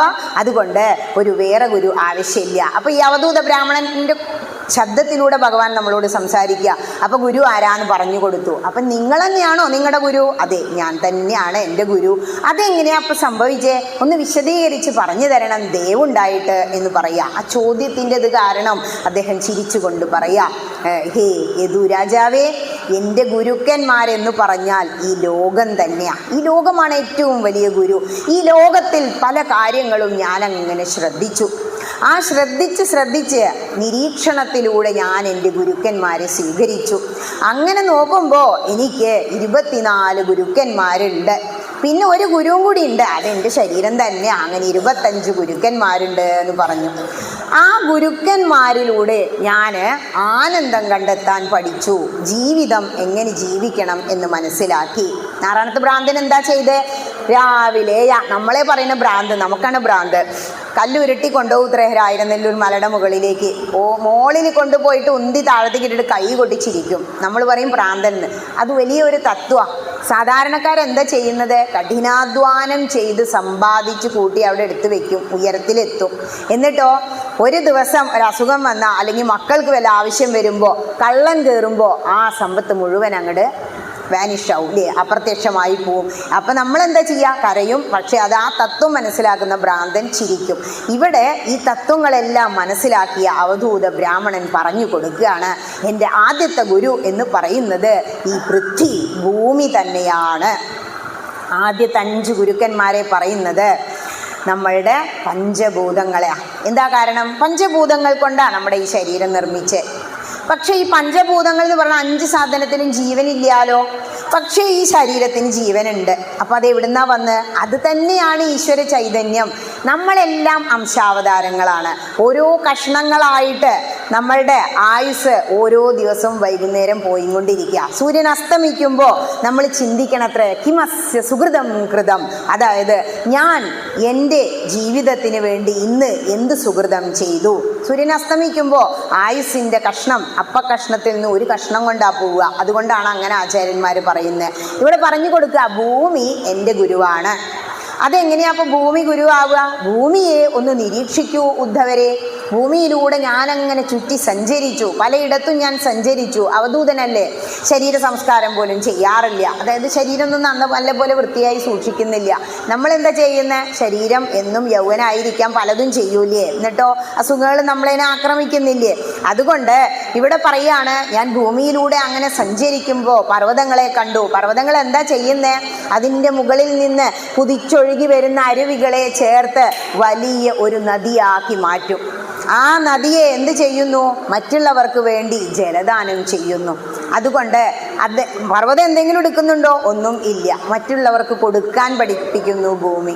മറ്റൊന്ന്, ഭൂമി എല്ലാത്തിനെയും സ്വീകരിക്കുന്നു. എന്താ സ്വീകരിക്കുന്നത്? ഭൂമിയിലേക്ക് നമ്മളൊരു ചെളി അല്ലെങ്കിൽ ഒരു വേസ്റ്റ് ആയത് മണക്കുന്നത് വലിച്ചെറിഞ്ഞു നോക്കൂ, ഭൂമി സന്തോഷത്തോടെ സ്വീകരിക്കും. ചത്ത ജീവികളൊക്കെ കൊണ്ടുപോയി കുഴിച്ചിടും അല്ലേ, അതിനെയും ഭൂമി സ്വീകരിക്കും. ഇനി ഒരു കഷ്ണം സ്വർണം കുഴിച്ചിട്ടാലോ, അതും ഭൂമി സ്വീകരിക്കും. എല്ലാം സ്വീകരിക്കും. ക്ഷമയാ ദരിത്രി എന്ന് പഠിച്ചിട്ടില്ലേ? ക്ഷമ ഞാൻ ഭൂമിയിൽ നിന്ന്, പർവ്വതങ്ങളിൽ നിന്ന് പഠിച്ചു എന്ന് പറഞ്ഞു കൊടുക്കുക. അങ്ങനെ വലിയൊരു തത്വം ഭൂമിയിലേക്ക് നിങ്ങൾ നോക്കിക്കഴിഞ്ഞാൽ. ഇനി മറ്റൊന്ന് നോക്കൂ, നമ്മുടെ മുറ്റത്ത് നിൽക്കുന്ന ആ ഒരു മാങ്ങ ഇങ്ങനെ ഉണ്ടാവും അല്ലേ, പൂവുണ്ടാവുമ്പോൾ ചില്ല ഉയർന്നു നിൽക്കും. മാങ്ങയാവുമ്പോൾ ആ ചില്ല താഴുക ചെയ്യുക. നമുക്ക് തരുന്ന വലിയൊരു പ്രകൃതിയിലെ പാഠമാണ്. എന്താ പറയുന്നത്? സമ്പത്ത് അല്ലെങ്കിൽ നമുക്ക് കീർത്തി ഉണ്ടാകുമ്പോൾ നമ്മുടെ തല താഴണം എന്ന് പഠിപ്പിക്കുക. അതേസമയം അണ്ണാൻ കുഞ്ഞിൻ്റെ മുതുകത്ത് നോക്കുമ്പോൾ മുറ്റത്തുനിന്ന് പ്രകൃതിയിൽ നിന്ന് കാണുന്നതൊന്നാ ഭഗവാന്റെ അനുഗ്രഹമാണത്. ആ 3 വരാന്ന് കാണാം. ഈ മാങ്ങ അണ്ണാൻ വന്ന് കഴിക്കും. മാങ്ങയാണെങ്കിലും ചക്കയാണെങ്കിലും ഒരെണ്ണെങ്കിലും ആ മരം കഴിക്കുന്നുണ്ടോ? എൻ്റെ മേലുണ്ടായതാന്ന് വെച്ചിട്ട് ഇല്ല. സർവർക്കും കൊടുക്കാനാ പഠിക്കുന്നത്. കിളികളും മനുഷ്യനും എല്ലാവരും എടുത്ത് കഴിക്കും. ഇങ്ങനെ എത്രത്തോളം ക്ഷമ ഒരു വ്യക്തിക്ക് ആവശ്യമാണ് എന്ന് ഞാൻ ഈ ഭൂമിയിൽ നിന്നും പഠിച്ചു എന്ന് പറഞ്ഞു കൊടുത്തു. അപ്പോൾ ക്ഷമയുടെ ആവശ്യകത അവിടെ പറയുന്നത്. ക്ഷമിക്കുക, നിങ്ങൾ ക്ഷമയിൽ മറ്റുള്ളവരെ ജയിക്കുക എന്ന് ഗ്രന്ഥങ്ങൾ ഖുർആനിൽ പറയുന്നത് അത്ര. ഇനി അത് കഴിഞ്ഞിട്ട് പറയാണ് പൃഥ്വി, ഭൂമി. ഇനി നോക്കൂ, ആകാശത്തേക്ക് നോക്കിയപ്പോൾ ഞാനൊരു പാഠം പഠിച്ചു. എന്താ ആകാശത്ത് നിന്ന് പഠിച്ചത്? ആകാശം എന്ന് പറഞ്ഞാൽ ഈ സ്പേസാ. ഇവിടെ എല്ലായിടത്തും നമ്മുടെ അകത്തും പുറത്തും ഒക്കെ ആകാശം നിറഞ്ഞു നിൽക്കുന്നുണ്ട്. പക്ഷേ അത് ശൂന്യതയാണ്. നിലനിൽപ്പുണ്ടോ? ആകാശത്തിന് എവിടെയും നിലനിൽപ്പും ഇല്ല. ആകാശത്തിൽ നിന്നും ഞാൻ എന്ത് പഠിച്ചു? ഒന്നും ശാശ്വതമല്ല എന്ന് പഠിച്ചു എന്ന് പറഞ്ഞു കൊടുത്തു. അതേസമയം വായു തന്നെ നമ്മുടെ ഉള്ളിലേക്ക് അങ്ങോട്ട് വലിച്ചാൽ കയറുന്നുണ്ട് അല്ലേ, പുറത്തേക്കും വരുന്നുണ്ട്. ഇവിടെ എല്ലായിടത്തും നിറഞ്ഞു നിൽക്കുന്നുണ്ട്. പക്ഷേ എവിടെയെങ്കിലും സ്ഥിരമായിട്ട് വായു നിൽക്കുന്നുണ്ടോ? എവിടെയും സ്ഥിരമല്ല. വായു ഇങ്ങനെ സഞ്ചരിച്ചുകൊണ്ടേ ഇരിക്കുകയാണ്. ഭൂമി കറക്കം നിർത്തുന്നില്ല ഇവിടെ എന്തെല്ലാം സംഭവിച്ചാലും. അതുപോലെ തന്നെ വായു ഇങ്ങനെ സഞ്ചരിക്കുക, അകത്തേക്കും പുറത്തേക്കും പോയിക്കൊണ്ടിരിക്കുക. വന്നതെല്ലാം തിരിച്ചു പോകും, നിർബന്ധമായും പോകണം എന്ന പാഠം ഞാൻ വായുവിൽ നിന്നും പഠിച്ചു. ഇതൊന്നും ശാശ്വതമല്ല, വന്നതെല്ലാം തിരിച്ചു പോകണം. അതിനർത്ഥം എന്താ? നമുക്ക് ഇപ്പോൾ ഉദ്ധവൻ എന്താ പറഞ്ഞേ? എനിക്ക് എൻ്റെ സ്വജനങ്ങളെ ബന്ധുക്കളെ പിരിയാൻ വയ്യാട്ടോ കൃഷ്ണ എന്ന് പറഞ്ഞപ്പോൾ അതിനുള്ള ഉത്തരാണെന്ത്? വന്നവർ എല്ലാം തിരിച്ചു പോകും, ഉണ്ടായതിനെല്ലാം നാശമുണ്ട്. അതുകൊണ്ട് ഉദ്ധവ, വായുവിനെ നോക്കി ശാശ്വതമല്ല നമ്മളിന്ന് മനസ്സിലാക്കിക്കോളൂ എന്ന് പറയാം. അപ്പം ആകാശമായി, ഭൂമിയായി, വായുവായി. ഇനി അഗ്നി നോക്കൂ, നമ്മുടെ വീട്ടിൽ കുറച്ച് വേസ്റ്റ് ഉണ്ട്, ഇത് കത്തിച്ച് കളയണം. ഇന്നിപ്പോൾ ഇതാ കഴിഞ്ഞു, ഇഡ്ഡലി കഴിച്ചു ഒക്കെ അവിടെ കൊണ്ടുവച്ചൂലേ, ഇനി അത് കത്തിക്കണ്ടേ. അഗ്നി എല്ലാത്തിനെയും ശുദ്ധീകരിക്കും. സന്തോഷത്തോടുകൂടി സ്വീകരിച്ച് ശുദ്ധീകരിക്കാനുള്ള കഴിവ് അഗ്നിക്കുണ്ട്. അതുകൊണ്ട് അഗ്നിക്ക് രൂപം ഇല്ല. നോക്കിയിട്ടുണ്ടോ? അഗ്നിയിൽ നിന്നും ഞാൻ എന്ത് പഠിച്ചു? എല്ലാത്തിനെയും നമ്മൾ ശുദ്ധീകരിക്കണം. ഒരു സന്യാസി വരനെ എങ്ങനെയാണ് ശുദ്ധീകരിക്കുക? ഓരോ ഭാഗത്തു കൂടി സഞ്ചരിച്ച് അദ്ദേഹത്തിൻ്റെ പ്രാർത്ഥന, അദ്ദേഹത്തിൻ്റെ എല്ലാവിധ അർച്ചനകളും ആർക്ക് വേണ്ടിയായിരിക്കും? സാധാരണക്കാരൻ്റെ ജീവിതത്തിന് വേണ്ടിയായിരിക്കും, ലൗകികന് വേണ്ടിയായിരിക്കും. അത് ഞാൻ അഗ്നിയിൽ നിന്നും പഠിച്ചു. എന്താ? നമ്മൾ മറ്റുള്ളവരെ ശുദ്ധീകരിക്കുക. നമ്മൾ എന്താ ചെയ്യണമെന്നറിയോ? നമ്മളെല്ലാവരെയും നന്നാക്കാൻ നടക്കും, നമ്മൾ നന്നാവില്ല. ഹൈന്ദവൻ ഓരോ വ്യക്തിയും തീരുമാനിക്കുക, ഞാൻ ആദ്യം അങ്ങോട്ട് നന്നാവാം. നമ്മളെല്ലാം അങ്ങനെ തീരുമാനിച്ചാൽ എന്തായി? എല്ലാവരും നന്നായി. അങ്ങനെയാണ് ചെയ്യേണ്ടത്. അതെന്ത് പഠിപ്പിക്കുന്നു? ശുദ്ധീകരിക്കാൻ. ഇനി അത് കഴിഞ്ഞ് ജലം എന്താ ചെയ്തുകൊണ്ടിരിക്കണേ? ഇവിടെ നിന്ന് ക്ഷീണിച്ച് കയറി വന്നു, ഇരിക്കൂ, ഒരു ഗ്ലാസ് വെള്ളം കുടിക്കാം. ചിലപ്പോൾ ഈ നട്ടുച്ചയ്ക്കാവും കയറി വരിക, ഇത്തിരി ചോറും വേഗം കൈ കഴുകിയിരിക്കൂ പറഞ്ഞാൽ പോലെ ആദ്യം ഇത്തിരി സംഭാരം കുടിക്കട്ടെ. ജലത്തിന് എല്ലാത്തിൻ്റെയും ക്ഷീണം മാറ്റാനുള്ള കഴിവുണ്ട്. തീർത്ഥജലം പോലെ ഈ ഭൂമിയിലെ ജനങ്ങളെ മുഴുവൻ ശുദ്ധീകരിക്കാൻ ഞാൻ പഠിച്ചു. അപ്പോൾ മറ്റുള്ളവരെ ശുദ്ധീകരിക്കാനാണ് ഞാൻ ഇങ്ങനെ ജീവിതം ജീവിച്ച് കാണിച്ചു കൊടുക്കുന്നത്. ഇങ്ങനെ 5 കാര്യങ്ങൾ ആദ്യത്തെ 5 ഗുരുക്കന്മാരെ പറഞ്ഞു കൊടുത്തു. ഭൂമി, ജലം, അഗ്നി, വായു, ആകാശം. ഇങ്ങനെ ആകാശം സർവ്വസാക്ഷിയായിട്ട് നിൽക്കുക. ഈ 5 വിരലുകൾ അതാ സൂചിപ്പിക്കുന്നത്, പഞ്ചഭൂതങ്ങളെ. ഇങ്ങനെ പഞ്ചഭൂതങ്ങൾ പ്രതിനിധീകരിക്കുന്ന 5 ഗുരുക്കന്മാരെ കുറിച്ച് പറഞ്ഞു. അത് കഴിഞ്ഞിട്ട് ഭാഗവതത്തിൻ്റെ ഓർഡറിലല്ല കേട്ടോ ഞാൻ പോകുന്നത്, പറഞ്ഞു കൊടുത്തതാണ് പഞ്ചേന്ദ്രിയങ്ങൾ. നമ്മുടെ പഞ്ചേന്ദ്രിയങ്ങളെ ഓരോ ജീവജാലങ്ങളിലൂടെ മുന്നിലേക്ക് വെച്ച് കാണിച്ചു കൊടുക്കുക. നമ്മുടെ പഞ്ചേന്ദ്രിയങ്ങൾ ഏതൊക്കെയാണ്? കണ്ണ്, മൂക്ക്, നാക്ക്, ത്വക്ക്, ചെവി. ഇത് ഓരോ ജീവജാലങ്ങളും എങ്ങനെ അവരുടെ ജീവൻ നശിപ്പിക്കാൻ കാരണമാകുന്നു ഇന്ദ്രിയങ്ങൾ. നമ്മൾ അമ്പലത്തിൽ വന്നാൽ നമുക്ക് എന്താ കിട്ടുക? നമ്മൾ പറയും അമ്പലത്തിലേക്ക് ചെന്ന് കഴിഞ്ഞാൽ നമുക്ക് ഒരു ശാന്തിയാണ്, അത്രേ അറിയുള്ളൂ. ഈ ശാന്തി കിട്ടാൻ എന്താ കാരണം? നമ്മുടെ ഇന്ദ്രിയങ്ങളെയൊക്കെ സുഖിപ്പിക്കാനുള്ള സാധനങ്ങൾ അമ്പലത്തിൽ വെച്ചിട്ടുണ്ട്. അപ്പോൾ രാവിലെ ഇവിടേക്ക് കയറി ഇങ്ങനെ വരുമ്പോൾ അവിടെ നിന്ന് എന്താ കേൾക്കണത്? കുട്ടികളുടെ താളാത്മകമായ ശബ്ദം, കാതിനൊരു സുഖം ഇല്ലേ? കുട്ടികൾ പഠിക്കുകയല്ലേ, സന്തോഷമായി. ഇനി നമ്മുടെ കലകളും മറ്റുള്ളവർ വിദേശികൾ വന്നിട്ടാണ് പഠിക്കുന്നത്. നമ്മുടെ കുട്ടികൾക്ക് പഠിപ്പിക്കാനൊരു സൗകര്യം നമ്മുടെ അവിടെ ഒന്നും ഇപ്പോഴും ഇല്ല അല്ലേ. ഇവിടെ അത് ചെയ്യുന്നു, എനിക്ക് വലിയ സന്തോഷം തോന്നി. ഇനി അത് കഴിഞ്ഞ് ഭഗവതീനെ അങ്ങോട്ട് കയറി ചെന്ന് അങ്ങോട്ട് തൊഴുതു. എന്തൊരു ശാന്തി നമ്മുടെ കണ്ണിന്. ആ ഭദ്രകാളിയുടെ ശ്രീ ഭദ്രയുടെ രൂപം കണ്ടപ്പോൾ വല്ലാത്തൊരു സുഖം നമ്മൾ കണ്ണിനെ ആനന്ദിപ്പിച്ചു. ആ തിരുമേനി തന്ന തീർത്ഥം കൊണ്ട് നമ്മൾ നമ്മുടെ നാവിനെ സുഖിപ്പിച്ചു. ആ പൂക്കളെടുത്ത് ഘ്രാണിച്ച് നമ്മൾ മൂക്കിനെ ആശ്വസിപ്പിച്ചു. ചന്ദനം തൊട്ട് ത്വക്കിനെ സുഖിപ്പിച്ചു. ഇതൊക്കെ അമ്പലത്തിൽ നിന്ന് കിട്ടുന്നതാ. പഞ്ചേന്ദ്രിയങ്ങളെ സുഖിപ്പിച്ചു. ഈ പഞ്ചേന്ദ്രിയങ്ങൾക്ക് പിറകെ പോയി ഓരോ ജീവജാലങ്ങളും എങ്ങനെ അല്ലെങ്കിൽ മനുഷ്യൻ എങ്ങനെ നശിക്കുന്നു എന്നുള്ളത് കാണിക്കാൻ വേണ്ടിയിട്ട് പറയാണ് ഓരോ കാര്യങ്ങളായിട്ട്. ഇപ്പോൾ മാന് ആദ്യം പറഞ്ഞത് കാതാണല്ലോ. നല്ല ശബ്ദം. ഒരു വേട്ടക്കാരൻ എന്താ അത്ര ചെയ്യാന്നോ? കെണി വയ്ക്കും മാനിനെ വീഴ്ത്താൻ.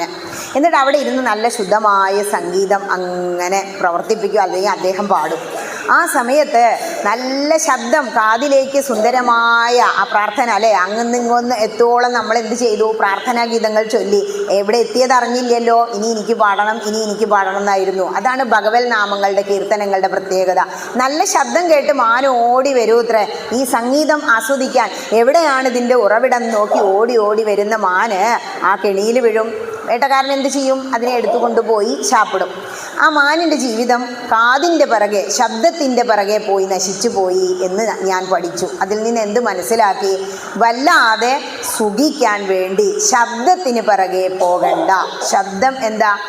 വാക്ക് പ്രപഞ്ചത്തെ ചൈതന്യവത്താക്കുന്നു. അതുകൊണ്ട് തന്നെ എന്താണ്? വാക്കാണ് സത്യം. ഈ ശബ്ദത്തിന് പിറകെ വല്ലാതെ നിങ്ങൾ സുഖിക്കേണ്ട. ഇനി നമുക്കുള്ള ഉപദേശം എന്താ? നമ്മൾ പാട്ട് കേൾക്കാറുണ്ടല്ലേ, തട്ടുപൊളിപ്പം പാട്ടൊക്കെ വെച്ച് പോകുമ്പോഴാവും വണ്ടി അങ്ങോട്ട് തട്ടുക. നേരെ മറിച്ചോ ഒരു സഹസ്രനാമം ഇപ്പോൾ ചൊല്ലാൻ വയ്യാച്ചാൽ അത് ഓണാക്കി വെച്ചാലും. ഇപ്പോൾ നാലമ്പലം തീർത്ഥയാത്രയ്ക്ക് പോന്നു തൃശ്ശൂർക്ക്.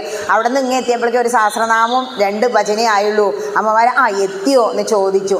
ആ സഹസ്രനാമത്തിലെ ശബ്ദത്തെക്കുറിച്ച് പറയുന്നുണ്ട്. ശബ്ദാധിക ശബ്ദസഹ ശിശിര ശർവരീകര. എന്താ പറയുന്നത് ഭഗവാൻ? സഹസ്രനാമത്തിൽ ഭീഷ്മപിതാമഹർ പറയാണ്, ശബ്ദാധിക ശബ്ദസഹ, ശബ്ദത്തെ കൊണ്ടൊന്നും അങ്ങയെ പ്രകീർത്തിക്കാൻ കഴിയില്ല കേട്ടോ കൃഷ്ണ. ഭഗവാന്റെ കീർത്തി നമ്മുടെ ശബ്ദത്തിനൊന്നും ഒതുങ്ങുന്നതല്ല. വിഷ്ണു സർവഗുഹാശയ എന്ന് വേദത്തിൽ പറയുന്നതാ. എന്താ? വിഷ്ണു ഗുഹകളിൽ എന്ന പോലെ നമ്മുടെ വാക്കുകളിൽ ഒളിഞ്ഞിരിക്കുന്നുണ്ട്. അതുകൊണ്ട് ശബ്ദത്തിന് പിറകെ നമ്മൾ പോകുകയാണെങ്കിൽ ഇങ്ങോട്ട് പോകണം, ഈശ്വരീയമായ കീർത്തനങ്ങളുടെ പിറകെ പോകണം. അല്ലാതെ ലൗകികത്തിൽ മുങ്ങി താന്നിട്ട് യാതൊരു കാര്യമില്ല എന്ന് ഞാൻ മാനിൻ്റെ ജീവിതത്തിൽ നിന്ന് മനസ്സിലാക്കി എന്ന് പറഞ്ഞു. അത് കഴിഞ്ഞിട്ട് പറയാണ്, ഈ ത്വക്കിനെ സുഖിപ്പിച്ചു, ചന്ദനം തൊട്ടിട്ട് എന്ന് പറഞ്ഞില്ലേ, എങ്ങനെയാ ത്വക്കിനെ സുഖിപ്പിക്കാൻ പോയ പ്രശ്നമല്ലേ ജീവിതത്തിൽ? അതിനുദാഹരണം ആനയെ വെച്ച് പറയാം. ആനയെ വാരിക്കുഴി കെട്ടിയിട്ട് അതിൽ വീഴ്ത്താൻ വേണ്ടിയിട്ട് ഒരു കുഴി കുഴിക്കും. എന്നിട്ട് കുറേ കമ്പൊക്കെ വെച്ച് അതിൻ്റെ മുകളിൽ ചപ്പൊക്കെ ഇട്ടിട്ട് ഇത്തിരി മണ്ണൊക്കെ വെതറി വെക്കും. അങ്ങനെയാണ് വാരിക്കുഴി ഉണ്ടാക്കുക. ഈ വാരിക്കുഴി ഉണ്ടാക്കിയിട്ട് പിടിയാനയെ അവിടെ കൊണ്ടുപോയി നിർത്തും. പിടിയാന, സുന്ദരിയായ പിടിയാനങ്ങനെ നിന്ന് മുറം പോലുള്ളതൊക്കെ വീശി കാണിക്കുമ്പോൾ ദൂരെ നിന്ന് വരുന്ന കൊമ്പനാന ഈ പിടിയാനയുമായി ഇണചേരാൻ ആഗ്രഹിച്ചിട്ടാണ് അതിലേ നടന്നു വരിക. എന്താ അത്? ഇണചേരുക എന്ന് പറഞ്ഞാൽ സ്പർശസുഖമാണ്. ത്വക്കിനെയാണ് സുഖിപ്പിക്കുന്നത്. ആ ഒരു ആഗ്രഹം അദ്ദേഹത്തിൻ്റെ മനസ്സിൽ, ആ സ്പർശസുഖം വന്നതുകൊണ്ട് കൊമ്പനാന വന്നിട്ട് ആ വാരിക്കുഴിയിൽ വീഴും. അതുകൊണ്ട് അത്തരം വാരിക്കുഴികളിൽ മനുഷ്യനായ നമ്മൾ വീഴണ്ട. വാരിക്കുഴിയിൽ വീണ പിന്നെ എന്താ അവസ്ഥ? നമ്മളെ അടിമയാക്കിയിട്ട് വേറൊരാൾ കൊണ്ടുപോയിട്ടില്ലേ, പിടിയാനെ ഇങ്ങടാനേയും പറഞ്ഞിട്ടില്ലേ. അതുകൊണ്ട് ഞാൻ അതിൻ്റെ പിറകെ ത്വക്കിൻ്റെ അല്ലെങ്കിൽ സ്പർശസുഖത്തിൻ്റെ പിന്നാലെ പോകണ്ടാന്ന് വെച്ചു. ഇപ്പം മനസ്സിലായില്ലേ ഞാൻ എന്താ സുഖിച്ച് കല്യാണം കഴിച്ച് ജീവിക്കാത്തത് എന്ന് ചോദിക്കുകയാണ് യദു രാജാവിനോട്. പിന്നെയോ എന്ന് ചോദിച്ചപ്പോൾ നമ്മുടെ നാക്കിനെ സുഖിപ്പിക്കാൻ വേണ്ടി മത്സ്യം എന്ത് ചെയ്യുന്നു? ഒരു ചൂണ്ടയിലെ മാംസക്കഷ്ണം കാണുമ്പോൾ ആ ചൂണ്ടയിലെ മാംസം കഴിക്കാൻ വേണ്ടി അത് ഓടി വരും. ആ മാംസം കൊത്തുന്നതോടെ അതിൻ്റെ വായിൽ ആ കൊളുത്ത് മുറുകി അതിന് മനുഷ്യനോ മറ്റ് ജീവജാലങ്ങളോ എടുത്ത് കഴിക്കും. അപ്പോൾ മത്സ്യത്തിൻ്റെ ജീവൻ പോയില്ലേ. അതുകൊണ്ട് ഭക്ഷണത്തിൻ്റെ പിറകെ ഏറെ പോവണ്ട. ഭക്ഷണത്തിനെ കുറിച്ച് ഇവിടെ വിശദമായിട്ട് പറയുന്നുണ്ട്. ഒരു സന്യാസി വര്യൻ അവനവൻ എന്തെങ്കിലും കിട്ടിയെങ്കിൽ കഴിച്ചാൽ മതി ഇത്രേ. പെരുമ്പാമ്പിൻ്റെ അതാ പറയുന്നത്. അതുകൊണ്ട് നമ്മളെന്താ ചെയ്യുന്നത്? രുചി നോക്കിയിട്ട്. മലപ്പുറം ജില്ലയിലാണത്ര ഏറ്റവും കിഡ്നി, ഏറ്റവും ക്യാൻസറും. കാരണം എന്താണോ, ഏറ്റവും കൂടുതൽ തട്ടുകടകളും ഇതുപോലുള്ള റെസ്റ്റോറൻറ്റുകളും ബിസിനസ്സായി തുടങ്ങിയിരിക്കുന്നത് മലപ്പുറം ജില്ലയിലാണ്. അതുകൊണ്ട് തന്നെ ഇരുമ്പിളിയും പഞ്ചായത്തിൽ, ഞങ്ങളുടെ പഞ്ചായത്തിൽ തന്നെ അത്രയും കിഡ്നി പേഷ്യൻറ്റും ക്യാൻസർ പേഷ്യൻറ്റും ഉണ്ട്. കാരണം ഇപ്പോൾ ഒക്കെ വീട്ടിലിരുന്ന് ഒന്ന് ഞെക്കിയാൽ മതി, വീട്ടിലേക്കിൻ്റെ എത്തുമല്ലോ. അതിലവർ തേക്കുന്ന കളറുകളും മറ്റും നമ്മുടെ ശരീരത്തിന് പറ്റില്ല. ഭക്ഷണത്തിൻ്റെ പിറകെ പോയി കഴിഞ്ഞാൽ നിൻ്റെ ജീവൻ പെട്ടെന്ന് തന്നെ പോകും. അപ്പോൾ വേണ്ടത്ര ഭക്ഷണം കഴിക്കണ്ടേ? ഭക്ഷണം നേരെ വേണ്ടു. നമ്മുടെ ഈ ശരീരത്തെ നിലനിർത്താൻ ആവശ്യമായ ഭക്ഷണം കഴിച്ചാൽ മതി എന്നാണ് പറയുന്നത്. അതുമാത്രമല്ല, എന്ത് ചെയ്യണം? നമുക്ക് തോന്നും, അയ്യോ അത്ര കഴിച്ചില്ലെങ്കിൽ ആരോഗ്യം ഉണ്ടാവില്ലേ? ഒരു സന്യാസി വര്യൻ എത്രേ കഴിക്കുന്നുള്ളൂ? നമ്മുടെ ശരീരത്തിൻ്റെ ഈ പ്രാരാബ്ദം തീരുന്നത് വരെ നമ്മൾ എന്ത് ചെയ്യും? ഈ ഭൂമിയിൽ ജീവനോടെ ഇരിക്കും. വിധിച്ചിടുന്ന കർമ്മം ഒടുങ്ങുമ്പോഴേ നമ്മൾ മരിക്കും. അതുകൊണ്ട് അത്രയും ഭക്ഷണം 4 നേരം ഒഴിവാക്കിയാൽ നമുക്ക് അത്രയും ശക്തി കൂടുക, അത്രയും ചെയ്യാം. ഇപ്പോൾ വൃശ്ചിക മാസം വ്രതമല്ലേ? വ്രതത്തിൻ്റെ ശക്തി എത്രത്തോളം ഉണ്ടെന്ന് ആ 41 നോലുമ്പ് എടുക്കുന്നവനെ മനസ്സിലാവും. ആഭ്യാമ മുഹൂർത്തത്തിൽ നീട്ട് മുങ്ങിക്കുളിച്ച് സ്വാമി ശരണം എന്ന നാമം അങ്ങനെ അന്നൊക്കെ പണ്ടൊക്കെ അങ്ങനെയാണ്. പുഴയിൽ കുളിച്ച് കഴിഞ്ഞാൽ സ്വാമിയേന്നും വിളിച്ചിട്ട് അവരെ കുളിച്ച് പോകണമെന്നുള്ളത് നമുക്ക് മനസ്സിലാവും. പെണ്ണുങ്ങളൊക്കെ ഓടി വിളിക്കും അപ്പോഴൊക്കെ. അങ്ങനെ ഒരു കാലഘട്ടം ഉണ്ടായിരുന്നു. ഇപ്പോഴത്തെ നോമ്പും വ്രതമൊക്കെ കണക്കാല്ലേ? ഒരു മണ്ഡലക്കാലം. എന്താ ഒരു മണ്ഡലം എന്ന് പറഞ്ഞാൽ? 41 ദിവസം. എത്ര പേരാ 41 ദിവസം നോമ്പെടുത്തിട്ട് മലയ്ക്ക് പോകുന്നവർ? ചിലർ ചെയ്യുന്നുണ്ട്, തുലാമാസത്തിൽ തന്നെ തുടങ്ങും, നേരത്തെ പോകുന്നവർ. അതറിയില്ല ഒരു മണ്ഡലം എന്ന് പറഞ്ഞാൽ എന്താണെന്നറിയില്ല. ഒരാൾ പറഞ്ഞു മണ്ഡലക്കാലത്തെക്കുറിച്ച് പറയൂന്ന്. അതിലും വലിയ വിഷയമാണിതെന്ന് തോന്നിയപ്പോൾ ഇങ്ങോട്ട് വന്നേ ഉള്ളൂ. മണ്ഡലം നോലുമ്പ് നോൽക്കുക. അപ്പം അത്രയും ചിട്ടയ്ക്ക് നമ്മൾ എന്ത് ചെയ്യണം? ഓരോ വ്രതങ്ങളും അനുഷ്ഠിക്കണം. ഭക്ഷണത്തിൻ്റെ പിറകെ വല്ലാതെ പോവണ്ട എന്നുള്ളത് ആര് പഠിപ്പിച്ചു? മത്സ്യം എന്നെ പഠിപ്പിച്ചു. നാക്ക്, തൊക്ക്, ചെവി. അതും കഴിഞ്ഞാൽ കണ്ണിനെ കുറിച്ച് പറയാം. കണ്ണ് എന്ന് പറഞ്ഞാൽ ഇയ്യാൻ പാറ്റ. നമ്മളിവിടെ ഒരു വിളക്ക് വെച്ചു. രാത്രിയൊക്കെ കറണ്ട് പോയാൽ കണ്ടിട്ടില്ലേ? മഴ പെയ്ത പിറ്റേ ദിവസം ഒരുപാട് പാറ്റകൾ പൊടിഞ്ഞിങ്ങോട്ട് വരും. പണ്ടൊക്കെ എൻ്റെ വീട്ടിലെ ഒരു കിണ്ണത്തിൽ വെള്ളം വയ്ക്കാൻ പറയും അമ്മ. എന്നിട്ട് നടുവിലൊരു മണ്ണെണ്ണ വിളക്കും കത്തിച്ച് എല്ലാ ലൈറ്റും കൊണ്ട് ഓഫാക്കും. ഈ പാറ്റകളൊക്കെ കൂടെ വന്ന് അതിൽ ചാടിയിട്ട് അങ്ങോട്ട് ചാവും. ഇല്ലേ? ചെറുപ്പത്തിൽ കണ്ട വലിയൊരു സംഭവം. അന്ന് എന്താ കരുതി? അങ്ങോട്ട് വാ. അതിന് ഒരു രസമായിരുന്നു അത്. മോള് കൊതുവിനെ കൊല്ലുന്ന മാതിരിയാണ്. അവൾ ഓരോ കൊതുവിനെ കൊല്ലുമ്പോഴും ഇങ്ങനെ ചുമരുമ്പോൾ തേച്ച് വെക്കും ചെറുതാവുമ്പോൾ. അതൊരു എണ്ണും എത്ര എണ്ണം ഉണ്ടെന്ന്. ഞാൻ പറയും ഉപ്പേരി വെക്കാൻ മാത്രമായുള്ളൂ. അതുപോലെ ഒരു അവസ്ഥയായിരുന്നു. ഇപ്പം മനസ്സിലായി അതിനെ നമ്മൾ കൊല്ലരുത്. അതുകൊണ്ട് ഇപ്പം ആ സംഭവം ചെയ്യാറില്ല. കഴിയുന്നത് ഒഴിവാക്കും. പക്ഷെ അല്ലാതെ കഴിയില്ല കേട്ടോ. കർഷകർക്കൊന്നും പെസ്റ്റിനെ കൊല്ലാതെ വയ്യ. ഇങ്ങനെ ഈയാൻ പാറ്റ എന്തിനെ കാണുന്നു? ഈ വിളക്കിൻ്റെ അഗ്നി എന്ത് പറയും? സുന്ദരമായ രൂപല്ലേ? ചന്തം കണ്ടിട്ട് പറന്ന് അഗ്നിയിലേക്ക് വരും. അതിൻ്റെ ചിറകറ്റ് വീണ് ആ വെള്ളത്തിലോ എണ്ണയിലോ വീണിട്ട് അതിന് ജീവൻ പോവും. കണ്ണിനെ സുഖിപ്പിച്ചത് കൊണ്ടാണ്. കണ്ണിന് മറ്റുള്ളവരോട് ആകർഷണം തോന്നിക്കഴിഞ്ഞാൽ രാജാവേ അത് അപകട. അതുകൊണ്ടാണ് ഞാൻ സുന്ദരികളായ സ്ത്രീകളെ നോക്കാത്തത്. ഒരു സന്യാസി വര്യൻ ഒരു സ്ത്രീ രൂപം കൊത്തിയ മരത്തിൽ പോലും അറിയാതെ പോലും ചവിട്ടിപ്പോകരുത് എന്നാ പറയുന്നത്. സന്യാസിമാരെ കാര്യം കേട്ടോ. സന്യാസം ന്യസിക്കുക പറഞ്ഞാൽ ത്യജിക്കുക. അവർ സർവം ത്യജിച്ചവരാ. അതുകൊണ്ടാണ് അങ്ങനെ പറയുന്നത്. ഇനി പാറ്റയുടെ കാര്യം പറഞ്ഞു. മറ്റൊന്നെന്താ? ഇനി വണ്ട് എന്താ ചെയ്യുന്നത്? നല്ല ചന്തമുള്ള താമരപ്പൂവ്, പല പൂവുകളിലും പാറി ഇരിക്കൂലേ തേൻ കുടിക്കാൻ വേണ്ടിയിട്ട്. ഈ മണം, അതാണ് മൂക്കിനെ പറഞ്ഞത്. മണം ഉള്ള ഓരോ പൂവിലും പോയിരിക്കും. മണമാണോ വണ്ടിന് ശരിക്കും ആവശ്യം? തേനാണ് ആവശ്യം. ആ തേൻ അങ്ങനെ കുടിക്കും. അവസാനം ഒരു താമരപ്പൂവിൻ്റെ ഉള്ളിൽ കയറി ഇരുന്ന് തേൻ അങ്ങനെ കുടിച്ച് അപ്പോൾ വിചാരിക്കും ഇത്രേ കുറച്ച് സമയം കഴിയട്ടെ എന്നിട്ട് പോവാം, കുറച്ച് സമയം കഴിയട്ടെ കുറച്ചും കൂടിയും കുടിക്കാം, ശകലം തേനെ കുടിക്കൂ. അങ്ങനെ ഈ വണ്ട് തേൻ കുടിച്ച് രസിച്ച് അവിടെ ഇരുന്നിട്ട് സൂര്യൻ പോയാൽ ആര് കൂമ്പും? താമരപ്പൂവ് അങ്ങടെ അടയും. അപ്പോൾ പണ്ട് അതിനുള്ളിൽ പെട്ടില്ലേ? നമ്മളോട് പറയാണ് ഇവിടെ അവധൂതൻ, നിങ്ങളുടെ വീടാകുന്ന താമരപ്പൂവിനുള്ളിൽ തന്നെ ഇരിക്കാതെ സത്സംഗവേദികളിലേക്ക് വരണം, അമ്പലങ്ങളിലേക്ക് ഇറങ്ങണം, ഗ്രന്ഥങ്ങൾ വായിക്കണം, അതിന് കിട്ടുന്ന അവസരങ്ങൾ മുടക്കരുത് എന്ന്. ഇവിടെ താമരപ്പൂവിനുള്ളിലുള്ള വണ്ടിന് ആപത്ത് വന്നതുപോലെ മനുഷ്യനായ നമുക്കും ആപത്ത് വരും. സുന്ദരമായ പൂക്കളുടെ പിറകെ പോയ എന്ന ഒരു കഥയും പറഞ്ഞു കൊടുത്തു. ഇങ്ങനെ അപ്പോൾ പഞ്ചേന്ദ്രിയങ്ങളായില്ലേ? കണ്ണ്, മൂക്ക്, നാക്ക്, തൊക്ക്, ചെവി. അതുകൊണ്ട് ഈ ജീവജാലങ്ങളിൽ നിന്നും നമ്മൾ എന്ത് മനസ്സിലാക്കണം? നിരീക്ഷണ പാഠമാണത്. ഓരോ വ്യക്തികളും ഓരോ കാര്യങ്ങളും അവരുടെ വീക്ഷണകോണിൽ നിന്നിട്ടാണ് കാണുക. ഇപ്പം ഞാനിവിടെ നിന്ന് ഇങ്ങനെ കൊടുക്കുന്ന പ്രഭാഷണം ഇരിക്കുന്ന ഓരോ വ്യക്തികളും ഓരോ തലത്തിലാണ് നിന്ന് കേൾക്കുക. അതുപോലെ ഓരോ ജീവജാലങ്ങളും എങ്ങനെയാണ് മരണപ്പെട്ടത് എന്ന് മനസ്സിലാക്കുമ്പോൾ നമ്മുടെ ശരീരത്തിലും ഈ ഇന്ദ്രിയങ്ങളുണ്ട്. ഇന്ദ്രിയ സുഖങ്ങൾക്ക് പിറകെ പോവണ്ട എന്ന് ഞാൻ തീരുമാനിച്ചു യദു രാജാവേ എന്ന് പറഞ്ഞു കൊടുത്തു. അപ്പം ചോദിച്ചു, ഇപ്പം 10 ഗുരുക്കന്മാരായല്ലോ, ഇനി ആരൊക്കെയാ?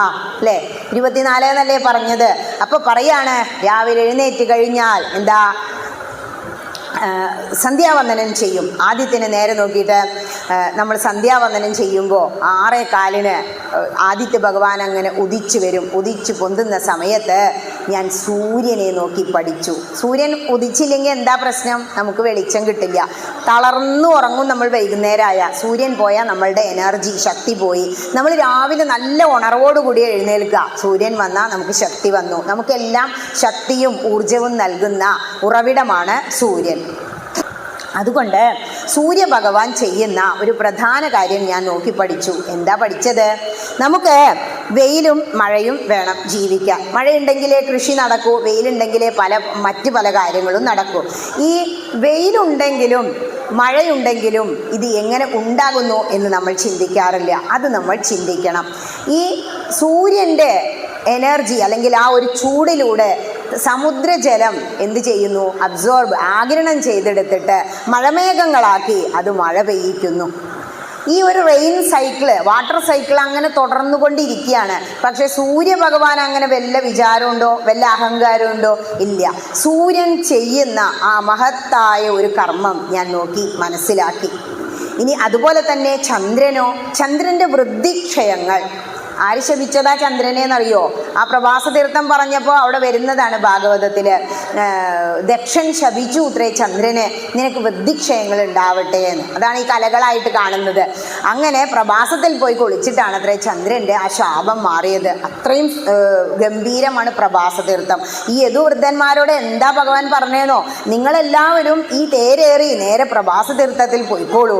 അവിടെ ചെന്നിരിക്കാനല്ല പറഞ്ഞത്, അവിടെ പോയി പ്രഭാസ തീർത്ഥത്തിൽ കുളിച്ച് പിതൃതർപ്പണം ചെയ്ത് യോഗ്യന്മാരായ ബ്രാഹ്മണർക്ക് അന്നദാനവും ദക്ഷിണയും നൽകണം. ഇതൊക്കെ നമ്മൾ നോർത്തിൽ ഇപ്പോൾ പോയപ്പോൾ ഞാൻ ചെയ്ത കാര്യങ്ങളാണ്. കാരണം ഇവിടെ പറയുന്നുണ്ട് പ്രഭാസത്തിൽ പോയാൽ കുളിക്കണം, ഗംഗയിൽ കുളിക്കുന്നത് പോലെ.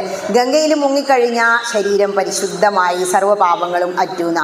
അത് കഴിഞ്ഞ് വന്നിരുന്നിട്ട് ആ പിതൃതർപ്പണം ചെയ്ത് ഇങ്ങനെ പിതൃക്കൾക്ക് വെള്ളം ജലം കൊടുത്ത് കഴിഞ്ഞ് ആ ഉരുള സമർപ്പിച്ച് നമ്മൾ ആ ജലത്തിലേക്ക് ഒഴുക്കി വിടും. അത് കഴിഞ്ഞാൽ അന്നദാനം വസ്ത്രദാനം എന്ന് പറഞ്ഞ് തിരുമേനിക്ക് കൊടുക്കുന്നത്. ആ ഒരു കാര്യം അവിടെ പൂർത്തിയായി. യോഗ്യന്മാരായ ഗുരുക്കന്മാർക്ക്, ബ്രാഹ്മണർക്ക് എന്തേ അങ്ങനെ പറഞ്ഞത്?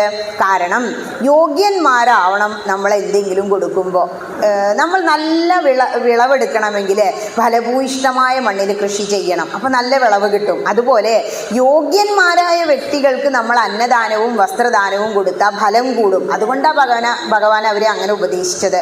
ഇവിടെ 10 എണ്ണം പറഞ്ഞു. സൂര്യനും കഴിഞ്ഞു ചന്ദ്രനെ കുറിച്ച് പറയാ. ചന്ദ്രൻ്റെ വൃദ്ധിക്ഷയങ്ങൾ. ശരിക്കും ചന്ദ്രന് വെളിച്ചമുണ്ടോ? ഇല്ല. ആരുടെ വെളിച്ചാ പ്രതിഫലിപ്പിക്കണേ? സൂര്യൻ്റെ വെളിച്ചാണ്. അപ്പം എന്താ സംഭവിക്കുന്നത്? സൂര്യൻ്റെ വെളിച്ചം ചന്ദ്രൻ്റെ ഏതൊക്കെ ഭാഗത്ത് വീഴുന്നോ അതിനനുസരിച്ച് വൃദ്ധിക്ഷയങ്ങൾ ഉണ്ടാകുന്നു. സ്വയം പ്രകാശിക്കാത്ത ചന്ദ്രൻ മറ്റുള്ള സൂര്യൻ്റെയും മറ്റും പ്രകാശം സ്വീകരിച്ചിട്ട് നമുക്ക് രാത്രി വെളിച്ചം നൽകുന്നു. ഇതിൽ നിന്നെല്ലാം നമ്മൾ പാഠങ്ങൾ പഠിക്കണം യദു രാജാവേ എന്ന് പറഞ്ഞു കൊടുത്തു. പിന്നെ ആരെ പറയുന്നതെന്നറിയോ? 2 പാമ്പുകളാ. അതാരൊക്കെയാ? ഒന്ന് അജഗരം എന്ന് പറയുന്ന പെരുമ്പാമ്പ്. പെരുമ്പാമ്പിൻ്റെ പ്രത്യേകത എന്താ? നമ്മൾ വല്ലാതെ കിടന്നുറങ്ങിയ അമ്മ എന്താ പറയുക? നേരെ മിഴുങ്ങിയ പോലെ കിടക്കുകയാണ് കേട്ടോ അവിടെ നിന്ന് പറയൂലേ. എനിക്കൊക്കെ അങ്ങനെ ചീത്ത കേട്ടിട്ടുണ്ട്. അപ്പോൾ പെരുമ്പാമ്പ് എങ്ങോട്ടും പോവില്ല. അത്ര പെരുമ്പാമ്പ് കിടന്ന് അങ്ങനെ അലസനായിട്ട് ഉറങ്ങും. എപ്പോഴെങ്കിലും ഒരേര മുഖത്ത് വന്ന് ചാടിയ അപ്പം അതിനെ അങ്ങോട്ട് മിടുങ്ങും. ചമയ്ക്കാനും കൂടി നേരല്ലേ മൂപ്പർക്ക്. അങ്ങനെ കിടന്ന് ഉറങ്ങും സുഖമായിട്ട്. ഈ പെരുമ്പാമ്പിൻ്റെ ഈ ഒരു ശീലത്തിൽ നിന്ന് ഞാനൊരു പാഠം പഠിച്ചു. പെരുമ്പാമ്പ് എന്താ ചെയ്തുകൊണ്ടിരിക്കണേ? ഭക്ഷണത്തിന് പ്രാധാന്യം കൊടുക്കുന്നില്ല. എന്തെങ്കിലും എവിടെ നിന്നെങ്കിലും കിട്ടിയോ അതപ്പം കഴിക്കും. എന്നിട്ടോ അത് മതിയെന്ന് അങ്ങോട്ട് തീരുമാനിക്കും. ഭക്ഷണത്തിന് വേണ്ടിയല്ലേ മനുഷ്യൻ. എന്താ പറയുക? മുത്തശ്ശി, ഒരു ചാൺ വയറിനാണ് ആ കുട്ടി ഇത്രയും കഷ്ടപ്പെടുന്നത്. എന്നിട്ട് റിയൽ എസ്റ്റേറ്റിന് പോകണം, ഒരു ചാൺ വയറിനുള്ളത് കഴിക്കുന്നുണ്ടോ? ആ സമയത്ത് ഭൂമി കച്ചവടക്കാർ വന്നു, സമയത്ത് കഴിക്കാൻ പറ്റിയില്ല. എന്തായി? ക്യാൻസറായി അല്ലെങ്കിൽ അൾസറായി അവൻ മരിക്കുക. അവസാനം ഭൂമി പരിഹസിക്കൂത്രേ. നീ എന്നെ സ്വന്തമാക്കാൻ എത്ര ഊണ് കഴിക്കാതെ കിടന്ന് ഓടി. ഇപ്പം ആരാരെ സ്വന്താക്കിയത്? ഭൂമി നമ്മളെ സ്വന്താക്കില്ലേ? പഞ്ചഭൂതങ്ങളായിട്ട് നമ്മുടെ ശരീരം വിഘടിക്കില്ലേ മരിച്ചു കഴിഞ്ഞാൽ? അതുകൊണ്ട് അജകരം പെരുമ്പാമ്പിൽ നിന്ന് എന്ത് പഠിക്കണം? വല്ലാതെ ഭക്ഷണത്തിന് വേണ്ടി നിങ്ങൾ മത്സരിക്കേണ്ട. എന്തെങ്കിലും കിട്ടിയാൽ കഴിക്കുക, അല്ലെങ്കിൽ വേണ്ട, കുഴപ്പമില്ല എന്ന് തീരുമാനിക്കുക. അങ്ങനെയാണ് സന്യാസി വര്യന്മാരെന്ന് പറയുക. ഇനി സർപ്പം, ഒരു സാധാരണ സർപ്പത്തെ നോക്കൂ. നമ്മളെല്ലാവരും എന്താ ചെയ്യുന്നത്? ഇപ്പം എൻ്റെ കൂടെ വർക്ക് ചെയ്തിരുന്നവരൊക്കെ പറയും, ഒരു ലോൺ ഉണ്ട്. എന്തിനെടുത്തതാ? ആദ്യം ഒരു ലോൺ എടുത്തു, ഒരു വീട് വെച്ചു. പിന്നെ ഒരു ലോൺ എടുത്തു, ഒരു കാറ് വാങ്ങി. ഇത്രയൊക്കെ മതി ജീവിതത്തിൽ എന്നാണ് അവരുടെ വിചാരം. ഈ ജന്മം മുഴുവൻ അടച്ചാലാണ് അവർ ലോണ് തീരുള്ളൂ. എല്ലാ സൗകര്യമായിട്ട് ജീവിക്കാനാ. ഇങ്ങനെ വീട് കെട്ടുന്നതിന് വേണ്ടിയിട്ട് സർപ്പങ്ങൾ സമയം കളയുന്നില്ല. പാമ്പ് എന്താ ചെയ്യാന്നറിയോ? മറ്റുള്ള ജീവികൾ ഉണ്ടാക്കിയ മാളത്തിനുള്ളിൽ ഒളിക്കും. എന്നിട്ട് എന്ത് ചെയ്യും? അവർ സുഖമായിട്ട് കിടന്നുറങ്ങും. സ്വന്തമായിട്ട് ഭവനം അല്ലെങ്കിൽ ഗൃഹം കെട്ടി നിങ്ങൾ സമയം കളയണ്ട, ആയുസ്സും ആരോഗ്യവും കളയണ്ട. അച്ഛനും അമ്മയൊക്കെ വെച്ച വീടൊക്കെ അവിടെ ഉണ്ടെങ്കിൽ അതിൻ്റെ മുകളിൽ തന്നെ റിപ്പയർ ചെയ്ത് അവിടെ ജീവിച്ചോളൂ. വെറുതെ കടക്കണിയിൽ പോയി വീഴണ്ട എന്ന് സർപ്പങ്ങൾ നമ്മെ പഠിപ്പിക്കുകയാണ് എന്ന് പറയാം. ഇങ്ങനെ ഇപ്പോൾ 14 പേരെ കുറിച്ച് പറഞ്ഞു ഇല്ലേ? ഇനി പുരര പക്ഷി, കുഞ്ഞോരു പക്ഷിയാണ്. പക്ഷി എന്താ ചെയ്യാന്നറിയോ? പറന്നു പോയി എവിടെ നിന്നെങ്കിലും ഒരു മാംസക്കഷ്ണം കിട്ടിയാൽ കൊത്തിയും കൊണ്ട് വരും. കൊത്തിയും കൊണ്ട് വന്നു കഴിയുമ്പോൾ ഇത് ചെറിയ പക്ഷിയല്ലേ, വലിയൊരു മാംസക്കഷ്ണമായിട്ട് വന്ന് കണ്ടാൽ മറ്റു പക്ഷികളൊക്കെ കൂടെ അതിനെ ആക്രമിക്കും. ആ സമയത്ത് ഈ പക്ഷി എന്താ ചെയ്യാത്രയെന്നോ? ഈ മാംസം പെട്ടെന്ന് കീഴ്പ്പെട്ടിടും. അങ്ങനെ ചെയ്ത് കഴിഞ്ഞാൽ എന്താ? അതിനെ രക്ഷപ്പെട്ടു. പിന്നെ അതിനെ കൊത്തില്ലല്ലോ. നമ്മുടെ കയ്യിലുള്ളത് ഉപേക്ഷിക്കാൻ നമ്മൾ തയ്യാറായാൽ, ഉദ്ധവനോടുള്ള ഉപദേശ, ഉദ്ധവ അങ്ങേക്ക് സ്വജനങ്ങളെ ഉപേക്ഷിക്കാൻ വയ്യാലോ, ബന്ധുജനങ്ങളെ ഉപേക്ഷിക്കാൻ വയ്യാലോ. പക്ഷേ ഈ കുരരപക്ഷിയെ നോക്കൂ, കയ്യിലുള്ള മാംസക്കഷ്ണം ശരിക്കും അതിൻ്റെ ഭക്ഷണ അതത് ഉപേക്ഷിച്ചു. എന്നിട്ടോ അതുകൊണ്ട് തന്നെ അതിന് ഇപ്പം യാതൊരു ബുദ്ധിമുട്ടുമില്ല. ഒരു ജീവികളും അതിനെ കൊത്തുന്നില്ല. വലിയ പറവകൾ വന്ന് അതിനെ കൊത്തി. അതിൽ നിന്ന് രക്ഷപ്പെടാൻ അത് കയ്യിലുള്ളത് ഉപേക്ഷിച്ചു. അതുകൊണ്ട് കയ്യിലുള്ളതെല്ലാം ഉപേക്ഷിക്കണം ഒരു പ്രായം കഴിഞ്ഞാൽ.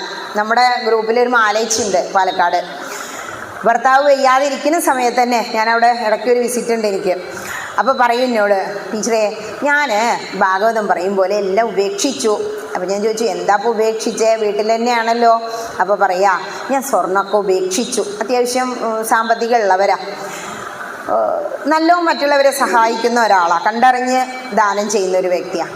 ഇപ്പോൾ ഈ ഒരു താലി മാത്രം ഒരു പേളിൻ്റെ മാലയിലിട്ടിരിക്കുക എന്ന് പറഞ്ഞു. എന്നിട്ടോ ഭർത്താവ് മരിക്കുന്ന സമയത്ത് നല്ല അൽഷിമേഴ്സായിരുന്നു. ആ മോതിരം, ഒരു പവൻ്റെ ഒരു മോതിരം കയ്യിലുള്ളത് ഊരിയിട്ട് കൈ കൊടുത്തിട്ട് പറഞ്ഞു അത്രേ, ഇതേ പഠിക്കാൻ ബുദ്ധിമുട്ടുള്ള വല്ല കുട്ടികൾക്കും കൊടുക്കണം എന്ന്.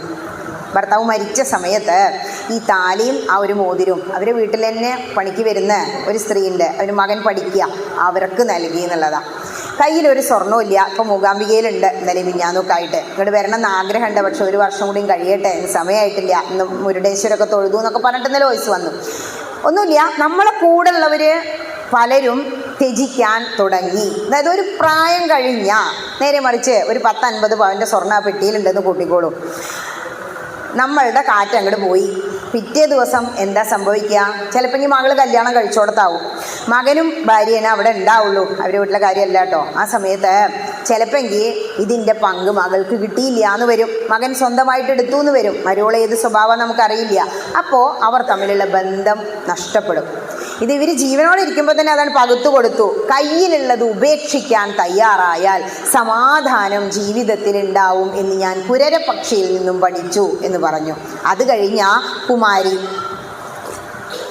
കുമാരി എന്ന് പറഞ്ഞാലേ ഒരു പെൺകുട്ടി വീട്ടിൽ കല്യാണം പെണ്ണ് കാണാൻ ആൾക്കാർ വന്നു അത്രേ.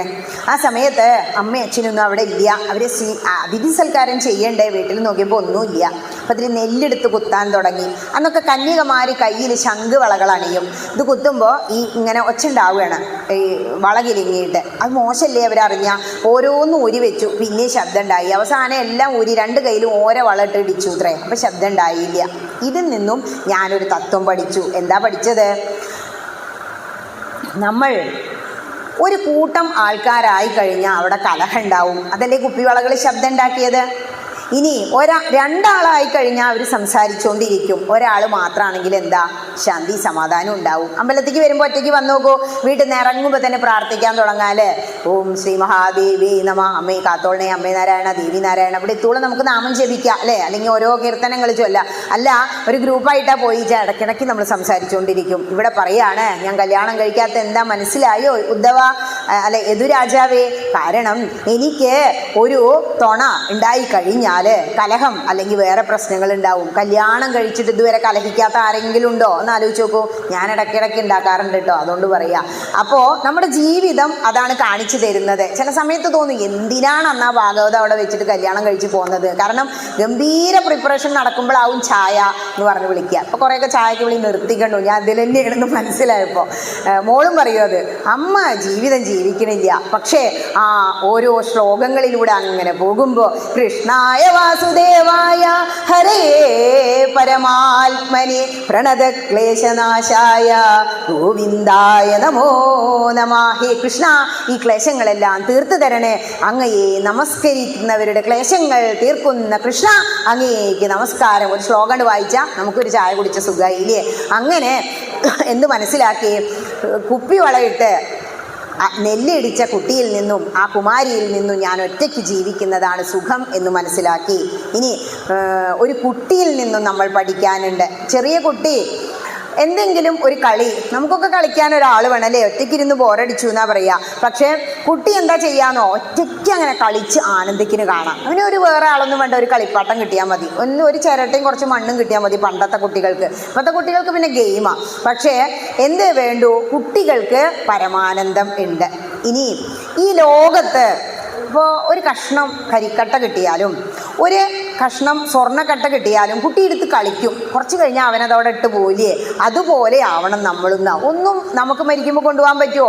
പലതും കിട്ടിക്കഴിഞ്ഞാൽ നമ്മുടെ ജീവിതത്തിൽ കിട്ടുന്ന പലതരം കളിപ്പാട്ടങ്ങളാണ് എന്ത്, നമ്മുടെ ഭാര്യ, കുട്ടികൾ, അച്ഛൻ, അമ്മ, അവരുടെ കുട്ടികൾ, ബന്ധുക്കൾ, സ്വജനങ്ങൾ, സുഹൃത്തുക്കൾ എല്ലാം. ഒരു ദിവസം ഇവരെല്ലാം നമ്മൾ കയ്യിൽ നിന്നും വീഴ്ത്തി ഇവിടെ നിന്നും പോകണം എന്ന് നമ്മൾ മനസ്സിലാക്കുക. കഴിഞ്ഞ ദിവസം വാസോട്ടനെ വിളിച്ചപ്പോൾ വാസോട്ടൻ പറയാ, എനിക്കിപ്പോൾ കൂടുതൽ സുഹൃത്തുക്കളൊന്നും ഇല്ലേ, സത്സംഗത്തിൽ നിങ്ങളൊക്കെ തന്നെയാണ് എൻ്റെ സുഹൃത്തുക്കൾ. എനിക്ക് വലിയ സന്തോഷം തോന്നി. ഞാൻ ഈ മകളെ പ്രായമുള്ളൂ, ഞാൻ വാസുവേട്ടൻ്റെ സുഹൃത്താണ്. കാരണം സുഹൃത്ത് ബന്ധത്തിന് ഒരുപാട് തലങ്ങളുണ്ട്. കാരണം അച്ഛനും അമ്മയും മക്കളും ഒക്കെ സ്നേഹിക്കുമ്പോൾ പലതും അങ്ങോട്ടും ഇങ്ങോട്ടും പ്രതീക്ഷിക്കുന്ന സ്നേഹം. ഒരു സുഹൃത്ത് ബന്ധം ഏറ്റവും മനോഹര. ഒന്നും പ്രതീക്ഷിക്കാത്ത, ആഗ്രഹിക്കാത്ത ഒരു ബന്ധം എന്ന് പറഞ്ഞാൽ അത് സുഹൃത്ത് ബന്ധം അല്ലേ. നമ്മളൊന്നും, ഇപ്പോൾ ഞാൻ വാസുവേട്ടൻ്റെ അടുത്ത് നിന്ന് ഒന്നും ഇങ്ങോട്ട് പ്രതീക്ഷിക്കണമൊന്നുമില്ല, എൻ്റെ സത്സംഗത്തിന് വരണം എന്ന് മാത്രം ഞാൻ ആഗ്രഹിച്ചിട്ടുണ്ട്. അപ്പം അതിനോട് പറയും, നമ്മൾ ഇതിനൊക്കെ മുമ്പ് എന്നോ കണ്ടുമുട്ടേണ്ടതായിരുന്നു, ഇപ്പോഴും ആ പത്മിനി ചേച്ചി ഉള്ളതുകൊണ്ട് എന്താ ആഗ്രഹിക്കേണ്ടുള്ളൂ, നമുക്ക് ഇരിക്കുന്നിടത്തോളം കാലം സത്സംഗം കൂടാൻ ആഗ്രഹം, അല്ലെങ്കിൽ സത്സംഗം കൂടാനുള്ള അവസരം തരേണമേ ജഗദീശ്വര എന്ന്. ആദ്യമൊക്കെ നമുക്ക് ഈ പാലാഴി കടയുമ്പോൾ ആദ്യം എന്താണോ കാളകൂടാത്രേ പൊങ്ങി വരിക, അമൃതം കലശേ വഹൻ കരാഭ്യാം അഖിലാർത്തിം ഹരമാരുദാലയേശ. അവസാനം അമൃതുമായിട്ടാണ് അത്രേ വന്നത്. അതുപോലെ ആദ്യം പ്രഭാഷണം കേൾക്കുമ്പോൾ കാളകൂടം എന്താണിതിപ്പോൾ പോരണ്ടിരുന്നില്ല എന്നൊക്കെ തോന്നും. അവസാനം അമൃത്, അതായത് കുറച്ച് കേൾക്കുമ്പോൾ ആ കുഴപ്പമില്ലല്ലോ, ടീച്ചർ പറയുന്നതിൽ ചില ശരിയൊക്കെ ഉണ്ട്, എൻ്റെ ജീവിതം ഇങ്ങനെയാണല്ലോ എന്ന് തോന്നും. അതുപോലെ ഇവിടെ നമ്മൾ ഓരോ കാര്യങ്ങളായി മനസ്സിലാക്കണം എന്ന് യദു എവിടെ നിന്ന് കേട്ടു? അവധൂതൻ്റെ മുന്നിൽ നിന്ന് കേട്ടു. ഇങ്ങനെ ഓരോ കാര്യങ്ങളായി കേൾക്കുമ്പോൾ അത് ജീവിതവുമായി നമ്മൾ താരതമ്യപ്പെടുത്തണം. സർപ്പം കഴിഞ്ഞു, കുരരപ്പക്ഷി കഴിഞ്ഞു, ഇനി കുട്ടിയെല്ലാം ഉപേക്ഷിക്കുന്നത് പോലെ നമ്മൾ ഉപേക്ഷിക്കാൻ തയ്യാറാവണം. അവിടെ വരെയാണ് എത്തിയത്. ഇനി അത് കഴിഞ്ഞ ശരം പണിയുന്ന വ്യക്തി. ഒരു വ്യക്തി ശരം പണിയൂത്രേ. പണ്ടൊക്കെ രാജാക്കന്മാർക്ക് യുദ്ധം ചെയ്യാം. അവിടെ രാജാവിനോട് പറഞ്ഞു ചെന്നിട്ട്, ഇത്രയും ശരം ഉണ്ടാക്കി, എത്രണ്ണം? 10 ഉണ്ടാക്കി ഞാനൊരു ദിവസം. അപ്പോൾ ഇയാൾ പറഞ്ഞു, ഇത്ര രാജാവ് ഇന്ന് വൈകുന്നേരത്തേക്ക് 100 ശരം ഉണ്ടാക്കണം, അല്ലെങ്കിൽ തല ഞാൻ എടുക്കും. അന്ന് രാജാവ് പറഞ്ഞാൽ തല എടുക്കണ കാല. അപ്പം അദ്ദേഹം പേടിച്ചു. വേഗം പോയി ശരം പ്രവൃത്തി കർമ്മം 10 ഇരട്ടി വർദ്ധിപ്പിക്കാൻ അയാൾക്ക് കഴിഞ്ഞു. കാരണം ആ സമയത്ത് രാജാവും പരിവാരങ്ങളും കൂടി ഘോഷയാത്ര പോയിത്രേ. അതുപോലും അദ്ദേഹം അറിഞ്ഞില്ല. അങ്ങനെ എങ്ങനെ ചെയ്യണം എന്നാ പറയുന്നേ? ഭഗവാൻ പറഞ്ഞില്ലേ, ഉദ്ധവ അങ്ങ് എന്നെ തന്നെ മനസ്സിൽ സ്മരിച്ചുകൊണ്ട് ലോകം മുഴുവൻ സഞ്ചരിച്ചോളൂ, എല്ലാ ജീവജാലങ്ങളിലും എന്നെ കണ്ടോളൂ എന്ന് പറഞ്ഞില്ലേ? അതുപോലെ എന്ത് ചെയ്യണമെന്നാ ഇത് പഠിപ്പിക്കുന്നത്. എല്ലാം ത്യജിച്ച് ഈശ്വര സ്മരണയോടുകൂടി നമ്മൾ അങ്ങനെ നടക്കണം എന്നുള്ള കാര്യവും പറയാണ്. ഈ ശരം ഉണ്ടാക്കുമ്പോൾ അതിൽ മാത്രം ശ്രദ്ധിച്ചതുകൊണ്ട്, അതുപോലെ ഈശ്വര സ്മരണയിൽ മാത്രം ധ്യാനത്തിനിരിക്കുമ്പോൾ ആ 4 പുറം നടന്ന ഒന്നും വിവേകാനന്ദ സ്വാമി അറിയില്ല അത്ര. ഇങ്ങനെ ഇരുന്ന് ധ്യാനിക്കുമ്പോൾ ചില സമയത്ത് ഇങ്ങനെ പാമ്പ് ഇഴഞ്ഞു പോത്ര തൊടയിലൂടെ, പക്ഷെ അദ്ദേഹം അറിയായിരുന്നില്ല എന്ന്. അതുപോലെ വേണം നമ്മൾ ഈശ്വര ധ്യാനം നടത്താൻ എന്ന് പറയാം. ഇനി ശരം ഉണ്ടാക്കുന്ന വ്യക്തി കഴിഞ്ഞാൽ വലിയൊരു കഥയാണ് കബോധത്തിൻ്റെ കഥ. കബോധം എന്ന് പറഞ്ഞാൽ പ്രാവ് നമ്മുടെ ജീവിതമാണ് അത് കാണിക്കുന്നത്. പ്രാവ് എന്ത് ചെയ്യുന്നു എന്നറിയോ? ആദ്യം കുട്ടിയായി സുഖമായി പറന്ന് കളിച്ചു. അതിൽ നിന്നും നമുക്കൊരു ഇണയെ കിട്ടി. ഇപ്പോൾ കുട്ടികൾ ഒപ്പം പഠിക്കുന്നവരെ കല്യാണം കഴിക്കുന്നില്ലേ? ആ ഇണയോടൊപ്പം സുഖിച്ച് എങ്ങനെയൊക്കെയാണോ ഇപ്പോഴുള്ള കുട്ടികളെ എൻഗേജ്മെൻറ്റ് കഴിഞ്ഞാൽ പിന്നെ കാട്ടിക്കൂട്ടണത് അല്ലേ? ഇപ്പോൾ ബെഡ്റൂമിനുള്ളിൽ നടക്കണമൊക്കെ പുറത്ത് തന്നെ ക്യാമറയ്ക്ക് മുന്നിൽ നടക്കുന്നത് കാണാം അല്ലേ? എന്തൊക്കെയാ പേരുകളൊക്കെ ഇട്ടിട്ട് അതെല്ലാം ഇവർ ആസ്വദിച്ച് 2 പേരും മെയ്ഡ് ഫോർ ഈച്ച് അതർ നല്ല സന്തോഷമായിട്ട് ഈ കബോധങ്ങൾ കഴിഞ്ഞു. കുറച്ച് കാലം കഴിഞ്ഞപ്പോൾ അവർക്ക് കുട്ടികളുണ്ടായി. ഈ കുട്ടികളോടായി പിന്നെ സ്നേഹം. കുട്ടികൾക്ക് ഭക്ഷണം കൊണ്ടുവന്ന് കൊടുക്കുക.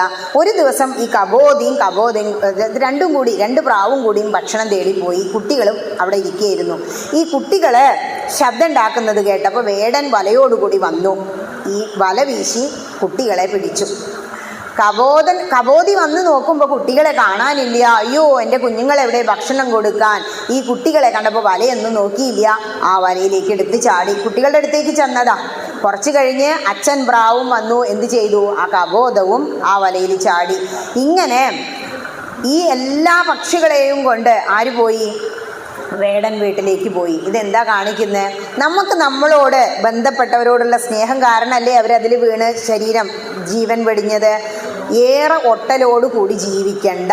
ഇതെല്ലാം ഇന്നല്ലെങ്കിൽ നാളെ നഷ്ടമാവും എന്ന് മനസ്സിലാക്കുക. മറ്റൊന്ന് പിങ്കള എന്ന വേശ്യാസ്ത്രീയാണ്. ഈ വേശ്യാസ്ത്രീകളുടെ സ്വഭാവം പണ്ടും ഇപ്പോഴും ഉണ്ടെന്നാ പറയാ. ബോംബെയിലെ തെരുവുകളിലൊക്കെ ചെന്നാൽ ആ സ്ത്രീ നന്നായി അണിഞ്ഞൊരുങ്ങി ആഭരണങ്ങളൊക്കെ ആയി ഓരോ ജാരന്മാരെ കാത്തു നിൽക്കും. എന്തിനു വേണ്ടിയാണോ? സ്നേഹം കൊണ്ടല്ല.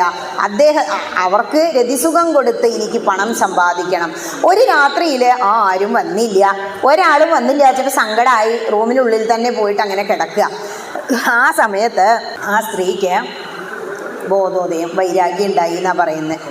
അങ്ങനെ തീരുമാനിക്കുകയാണ്, ഈശ്വരനിലും അപ്പുറമായിട്ട് ആരാ ഉള്ളത്? എൻ്റെ ഉള്ളിലിരിക്കുന്ന ഈശ്വരൻ, ആ കൃഷ്ണൻ തന്നെയാണ് എൻ്റെ സ്വന്തം. അതുകൊണ്ട് എന്തേ വേണ്ടു?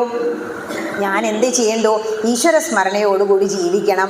എനിക്ക് മറ്റുള്ളവരുടെ ഈ ഏറ്റവും മോശമായ ജോലിയാണ് ചെയ്തുകൊണ്ടിരിക്കുന്നത് വേശ്യാവൃത്തി എന്ന് പറഞ്ഞാൽ.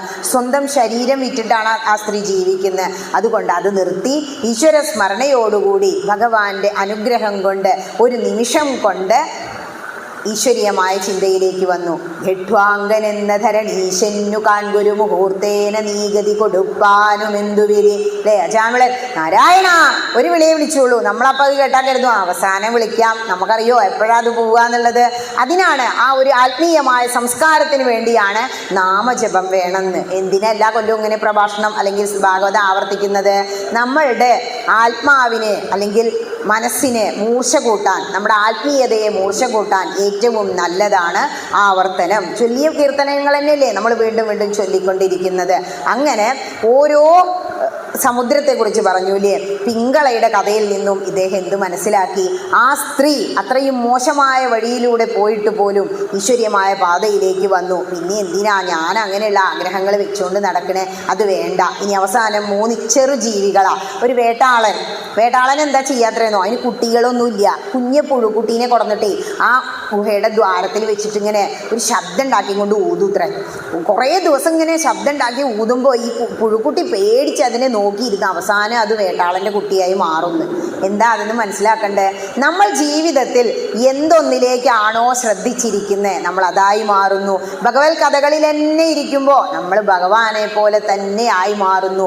യം ഭാവം സ്മരൻ, എന്താണോ സ്മരിക്കുന്നത് നീ അത് തന്നെയായി മാറും. ഉദ്ധവ, എന്നെ സ്മരിച്ചുകൊണ്ട് ലോകം മുഴുവൻ സഞ്ചരിച്ചോളൂ എന്ന് പറഞ്ഞു കൊടുക്കുക. ഇനി ചെലന്തി എന്ന് പറഞ്ഞാൽ എല്ലാവർക്കും പരിചയമാണ്. അതിൻ്റെ വായിൽ നിന്ന് പശ ഇങ്ങനെ പുറത്തേക്ക് വരും. ആ പശ ഉപയോഗിച്ചത് നൂല് വല കെട്ടിയിട്ട് ജീവികളെ അതിൽ വീഴ്ത്തി ആഹാരമാക്കും. വയറ് നിറഞ്ഞാൽ ആ പശയൊക്കെ അകത്തേക്ക് തന്നെ ആക്കും. ഇത് നമുക്ക് തരുന്ന മറ്റൊരു വലിയ പാഠം. നമ്മുടെ മനസ്സിലെ പശ എന്താണെന്നറിയോ? നമ്മുടെ ഈ ചിന്തകളാണ്. നമ്മളുടെ പ്രാരാബ്ധ കർമ്മങ്ങളില്ലേ, പല പല കർമ്മങ്ങളാണ് നമ്മളുടെ വല. ആ വലയിൽ ഇങ്ങനെ കുടുങ്ങി നിൽക്കുകയാണ് നമ്മൾ, അല്ലേ? വീട്ടിൽ നിന്നൊന്നും കൂടി പോരണം എന്ന് കരുതിയാൽ പറ്റുന്നില്ല. എന്താണ് സത്സംഗം? അത് ചോദിക്കുന്നുണ്ട്. സത്സംഗ മഹിമ ഇവിടെ പറയുന്നുണ്ട്. സത്സംഗം എന്ന് പറഞ്ഞാൽ ഈ ജന്മത്തിൽ നിങ്ങൾ വേദം പഠിച്ചോളൂ, അല്ലെങ്കിൽ ഗ്രന്ഥം വായിച്ചോളൂ, അമ്പലത്തിൽ പോയിക്കോളൂ, ഒരുപാട് തീർത്ഥയാത്ര ചെയ്തോളൂ. ഇതൊന്നും ഉണ്ടായാൽ പോരാ എന്നെ കിട്ടാൻ. ഉദ്ധവ, സത്സംഗമില്ലാതെ ഇതൊന്നും ചെയ്തിട്ട് കാര്യമില്ല കേട്ടോ എന്ന് പറയുന്നുണ്ട്.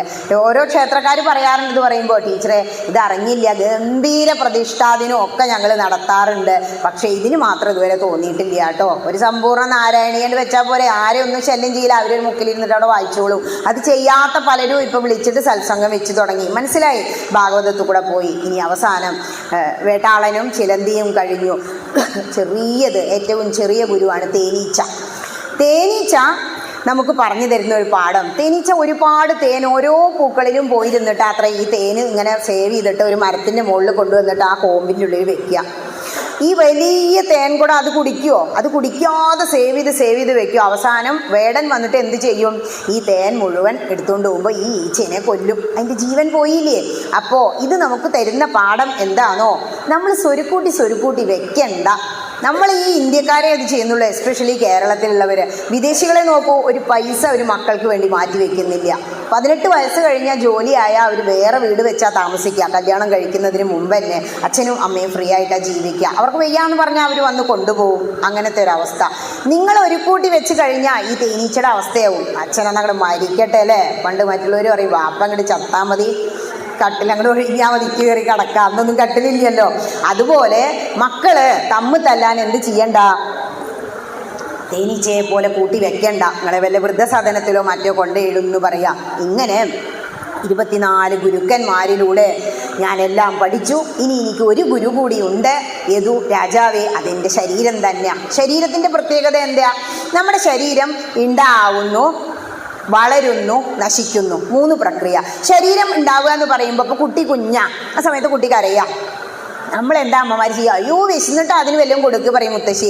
അപ്പം നമ്മളെടുത്ത് ഇങ്ങനെ വായിൽ കുത്തി നിറയ്ക്കും. കുട്ടിക്ക് ഇങ്ങനെ ചമച്ചിറക്കാനേ അറിയുള്ളൂ. വയറുവേദനിച്ചിട്ടാവും കുട്ടിക്ക് അറിയണേ. സങ്കടമായില്ലേ? വയറുവേദനിക്കുമ്പോൾ നമ്മൾ ഫുഡ് കഴിക്കില്ലല്ലോ, അതൊരു പ്രശ്നം. ഇനിയിപ്പോൾ കുറച്ച് വലുതായി കുട്ടിക്കോളൂ. വളർന്ന് വലുതായി കഴിഞ്ഞാൽ നമുക്ക് ദുഃഖങ്ങൾ, അസുഖങ്ങൾ, വല്ല സുഖമുണ്ടോ? എത്ര സമയമാണ് നിങ്ങളൊക്കെ ഒരു ദിവസം ചിരിക്കാറുള്ളത്? വളരെ റയറാണല്ലേ. ഇങ്ങനെ എവിടെയെങ്കിലും പോകുമ്പോൾ എന്തെങ്കിലും വീണ് കിട്ടിയാൽ ഒന്ന് ചിരിച്ചു എന്ന് വരും. സുഹൃത്തുക്കളെ കണ്ടാൽ ഒന്ന് ചിരിച്ചു എന്ന് വരും. ഇനി അതും കഴിഞ്ഞ് അവസാനം നശിക്കുന്നു എന്ന് പറഞ്ഞാൽ മരണം ഉറപ്പാണ് എന്നറിഞ്ഞിട്ടും ഏറ്റവും വലിയ അത്ഭുതം എന്താണ് ധർമ്മപുത്രരെ എന്ന് ചോദിച്ചപ്പോൾ പറയുക, ഈ ലോകത്തിലെ ഏറ്റവും വലിയ അത്ഭുതം മരണവീട്ടിൽ പോയ ഒരു വ്യക്തി തിരിച്ചു വന്ന് കുളി കഴിഞ്ഞാൽ അത് മറക്കുന്നു എന്നുള്ളതാണ്. ചെന്നിങ്ങനെ പോകുമ്പോൾ തോന്നി, നാളെപ്പോൾ ഞാനിങ്ങനെ കിടക്കണ്ടേ അല്ലേ? പോകാൻ ആർക്കും ഇഷ്ടമില്ല. പക്ഷേ ചിരിച്ചുകൊണ്ട് ആ മരണത്തെ നേരിടാൻ ഞാൻ തയ്യാറാണ് എന്ന് പറഞ്ഞ പരീക്ഷിത്ത് മഹാരാജാവിനെ പോലെ ഇതെല്ലാം മാറി നിന്ന് നോക്കി മനസ്സിലാക്കുക. അതുകൊണ്ട് സ്വത്തും മുതലൊന്നും വേറെ കൂട്ടി വെക്കണ്ട, കുറച്ചൊക്കെ ദാനം ചെയ്യണമെന്ന് പറയാം. ദാനം കൊടുത്ത് കഴിയുമ്പോൾ നമുക്ക് എല്ലാ പാപങ്ങളും തീർക്കാൻ കഴിയുന്ന ഈ ഭാഗത്തിൽ എന്നെ ഭഗവാൻ പറയുന്നുണ്ട്. 12:30 പറഞ്ഞ് 5 മിനിറ്റ് അധികം എടുത്തിട്ടുണ്ട്. കാരണം നമ്മൾ ഒരു പരിപാടിക്ക് വേണ്ടി മാത്രമല്ലല്ലോ ഇങ്ങോട്ട് വന്നത്. ഇതുവരെ പറഞ്ഞതിൽ എന്തെങ്കിലും സംശയം ഉണ്ടോ? 5 മിനിറ്റ് എന്ത് സംശയമല്ലേ? ഇനി യൂട്യൂബിൽ കേൾക്കുമ്പോൾ ഞങ്ങൾ കമൻറ്റിലൂടെ അങ്ങോട്ട് ചോദിക്കും. ഏതായാലും ഭാഗവതം, ഭക്തിക്ക് മുൻതൂക്കം നിൽക്കുന്ന ഭാഗവതം പറയുമ്പോൾ, പ്രത്യേകിച്ച് ഉദ്ധവഗീതയൊക്കെ പറയുമ്പോൾ അത്ര അങ്ങോട്ട് എല്ലാ പ്രഭാഷണം പോലെ അങ്ങോട്ട് രുചിക്കാൻ പറ്റില്ല. പിന്നെ തത്വങ്ങൾ പറഞ്ഞ് നീട്ടി പോകാനുള്ള സമയം, നമുക്ക് സമയപരിധി പറഞ്ഞാൽ നമ്മുടെ പ്രോഗ്രാം നമ്മൾ എത്താൻ വൈകിയതുകൊണ്ടും മറ്റും കുറച്ച് ലാഗായി. അതിൻ്റെ ഒരു ചുരുക്കല് കഥകളുടെ ഇടയിലൊക്കെ വന്നിട്ടുണ്ട്. ഏതായാലും ഇവിടെ ഉദ്ധവനോട് ഇതൊക്കെ പറഞ്ഞ് മനസ്സിലാക്കിയപ്പോൾ ഉദ്ധവൻ ഭഗവാനെ അങ്ങോട്ട് നമസ്കരിച്ചിട്ട് പറയാണ്, ഹേ ഭഗവാനെ, ഞാൻ ബദരികാശ്രമത്തിലേക്ക് പോവുകയാണ്. അവിടെ പോയിട്ട് ഭഗവാൻ പറഞ്ഞ പോലെ അദ്ദേഹം ജീവിച്ച് സ്വർഗം നേടി, അല്ലെങ്കിൽ മോക്ഷം നേടി എന്നാണ് പറയുന്നത് കഥ. ഭാഗവതത്തിലൂടെ അങ്ങനെ പോകുമ്പോൾ നമുക്ക് എല്ലാം ഉപേക്ഷിക്കാൻ തോന്നും. കാരണം ഭാഗവതം നമ്മളോട് പറയുന്നത് തപ തപ തപ തപസ് ചെയ്യാനാ. ഗീത എന്താ പറയുന്നത്? ജയ ജയ ജയ കർമ്മശാസ്ത്ര, നീ കർമ്മം ചെയ്യണം, നീ ജയിക്കണം. എന്താ ചെയ്യേണ്ടത്? പുരുഷാർത്ഥങ്ങൾ നേടുക, അല്ലാതെ ഇന്ന് എന്നെ അങ്ങോട്ട് സന്യസിക്കുക എന്നല്ല. ധർമാർത്ഥ കാമം ഇത് മൂന്നും മാത്രം പോരാ, എനിക്ക് മോക്ഷം കൂടി വേണം. എങ്ങനെയാ മോക്ഷം കിട്ടുക എന്ന് ചോദിച്ചപ്പോൾ ഉദ്ധവനോട് പറഞ്ഞു കൊടുത്തു. ഗൃഹസ്ഥാശ്രമിയാണെങ്കിലും ആരെല്ലാം എന്നെക്കുറിച്ച് ചിന്തിക്കുന്നോ, ആരെല്ലാം സത്തുക്കളായി ജീവിക്കുന്നോ, സത്സംഗം കൂടുന്നോ, എല്ലാ സത്തുക്കളും എന്നിൽ വന്നു ചേരും ഉദ്ധവ. ഇവിടെ ഇരിക്കുന്ന എല്ലാവരും സത്തുക്കളാണ്. ശ്രീ ഭഗവതിയുടെ അനുഗ്രഹം ഉള്ളത് കൊണ്ട് മാത്രമാണ് ഇവിടെ വരാൻ കഴിഞ്ഞത്, ഇവിടെ ഇരുന്ന് ഇങ്ങനെ പറയാനും കഴിഞ്ഞത്. നമ്മളെല്ലാം വെറും നിമിത്ത, ഒരു കളിപ്പാട്ടാണ്. ഇന്ന് കണ്ടതുപോലെ ആവില്ല അടുത്ത വർഷം കാണുമ്പോൾ. 10 വർഷം കഴിഞ്ഞാൽ ഉണ്ടാവുമോ എന്നറിയില്ല. ഇതൊക്കെ ഇത്രയൊക്കെ ഉള്ളൂ എന്ന് മനസ്സിലാക്കിയിട്ട് എന്ത് ചെയ്യുക? ഇത്തിരി നാമജപം. ഇതുവരെ തുടങ്ങാത്തവർ നാമം ജപിക്കുക. 108 നാമം തുടങ്ങിയവർ കീർത്തനങ്ങൾ, ജ്ഞാനപ്പാന, ഹരിനാമ കീർത്തനം, ഗീത, രാമായണം, ഭാഗവതിച്ചിട്ട് ഓരോ ഗ്രന്ഥങ്ങൾ തുറക്കുക. അലി അക്ബർ എന്താ പറഞ്ഞതെന്നറിയോ? നമ്മുടെ മതത്തിലേക്ക് വന്നപ്പോൾ, ഞാനിപ്പോൾ ഒരു നൈവേദ്യ ചെമ്പിൽ വീണ ഈച്ചയുടെ അവസ്ഥയിലാണ്. അപ്പം എന്താ അങ്ങനെ ചോദിച്ചപ്പോൾ പറയാ, നിവേദ്യ ചെമ്പിൽ ഈച്ച ഇങ്ങനെ കറങ്ങുമ്പോൾ എങ്ങോട്ട് തിരിഞ്ഞാലും മധുര. ഞാൻ ഉപനിഷത്തെടുത്തു, അതിൽ മധുര. അത് വായിക്കുമ്പോൾ അതൊന്നും പറയാൻ ഇപ്പോൾ സമയമില്ല, എനിക്ക് അത് മതിയാവണില്ല. അപ്പോഴാണ് രാമായണം എടുത്തത്, അതും മതിയാവുന്നില്ല. ഭാഗവതം എടുത്തു, അവസാനം ഞാൻ വേദം എടുത്തു എന്ന് പറയാ. വേദത്തിൽ ചെല്ലുമ്പോൾ എന്താ പറയുന്നത്? വേദം എന്ന് പറഞ്ഞാൽ തന്നെ അറിവാണ്. ആ അറിവുകൾ അങ്ങനെ നേടുമ്പോൾ, ആ വേദം ഇങ്ങനെ സ്വരിച്ച് ചൊല്ലുമ്പോൾ ഇതിലും വലിയ ഒരു സുഹൃതം വേറെ ഒന്നും ഇല്ല. ഇവിടെ പറയുന്നത് ഭഗവാൻ എന്താണോ, ഉദ്ധവ ഒരുപാട് സൃഷ്ടി നടത്തിയിട്ടുണ്ട്. എനിക്ക് ഏറ്റവും വലിയ ഇഷ്ടം മനുഷ്യ ശരീരത്തോടാണ്. കാരണം മനുഷ്യ ശരീരത്തിൽ ഇരുന്നു കൊണ്ട് മാത്രമേ ഒരു മനുഷ്യന് പരമപദം നേടാനാവൂ. പുനരാവൃത്തി ഇല്ലാത്ത പരമപദം നേടാൻ കഴിയുന്ന ഒരേ ഒരു ജീവി, ഒരേ ഒരു സൃഷ്ടി മനുഷ്യനാണ്. അതുകൊണ്ട് മഹതോ വിനഷ്ടി, ഹേ മഹത്തുക്കളെ, ഈ മനുഷ്യജന്മം കിട്ടിയിട്ട്, ഈ ശരീരം കിട്ടിയിട്ട് അത് നിങ്ങൾ നഷ്ടമാക്കി കളയരുത്. ജീവിതത്തിൽ 24 മണിക്കൂറിനെ 3 എട്ടുകളാക്കി തിരിച്ച് 8 മണിക്കൂർ ഉറങ്ങുക, 8 മണിക്കൂർ ജോലി ചെയ്യുക, ബാക്കി 8 മണിക്കൂറിൽ 1 മണിക്കൂറെങ്കിലും ഗ്രന്ഥങ്ങളിലൂടെ പോവുക, സത്സംഗങ്ങൾ, പ്രഭാഷണങ്ങൾ കേൾക്കുക. ഞാൻ യജ്ഞം സമർപ്പിക്കുകയാണ്, സംശയമൊന്നുമില്ല എന്ന് പറഞ്ഞു. ഏതായാലും ഉദ്ധവനെക്കുറിച്ച്, ഭാഗവതത്തെക്കുറിച്ച് പറയാൻ സജഷൻ തന്നവർക്കെല്ലാം നന്ദി. ഹരേ നാരായണ. ഓം കായേന വാചാ മനസേന്ദ്രിയൈർവാ ബുദ്ധ്യാത്മനാ വാ പ്രകൃതിർസ്വഭാവാത് കരോമി യദ്യത് സകലം പരസ്മൈ നാരായണായേതി സമർപ്പയാമി. നാരായണായേതി സമർപ്പയാമി. സർവം ജഗദംബികായേതി സമർപ്പയാമി. സ്വസ്തി പ്രജാഭ്യഃ പരിപാലയന്താം ന്യായേന മാർഗേണ മഹിം മഹീഷാ. ഗോബ്രാഹ്മണേഭ്യഃ ശുഭമസ്തു നിത്യം. ലോകാ സമസ്താ സുഖിനോ ഭവന്തു. ലോകാ സമസ്താ സുഖിനോ ഭവന്തു. സമസ്തലോകാ സുഖിനോ ഭവന്തു. ഓം ശാന്തി ശാന്തി ശാന്തി. ഓം ഹരി തത്സത്.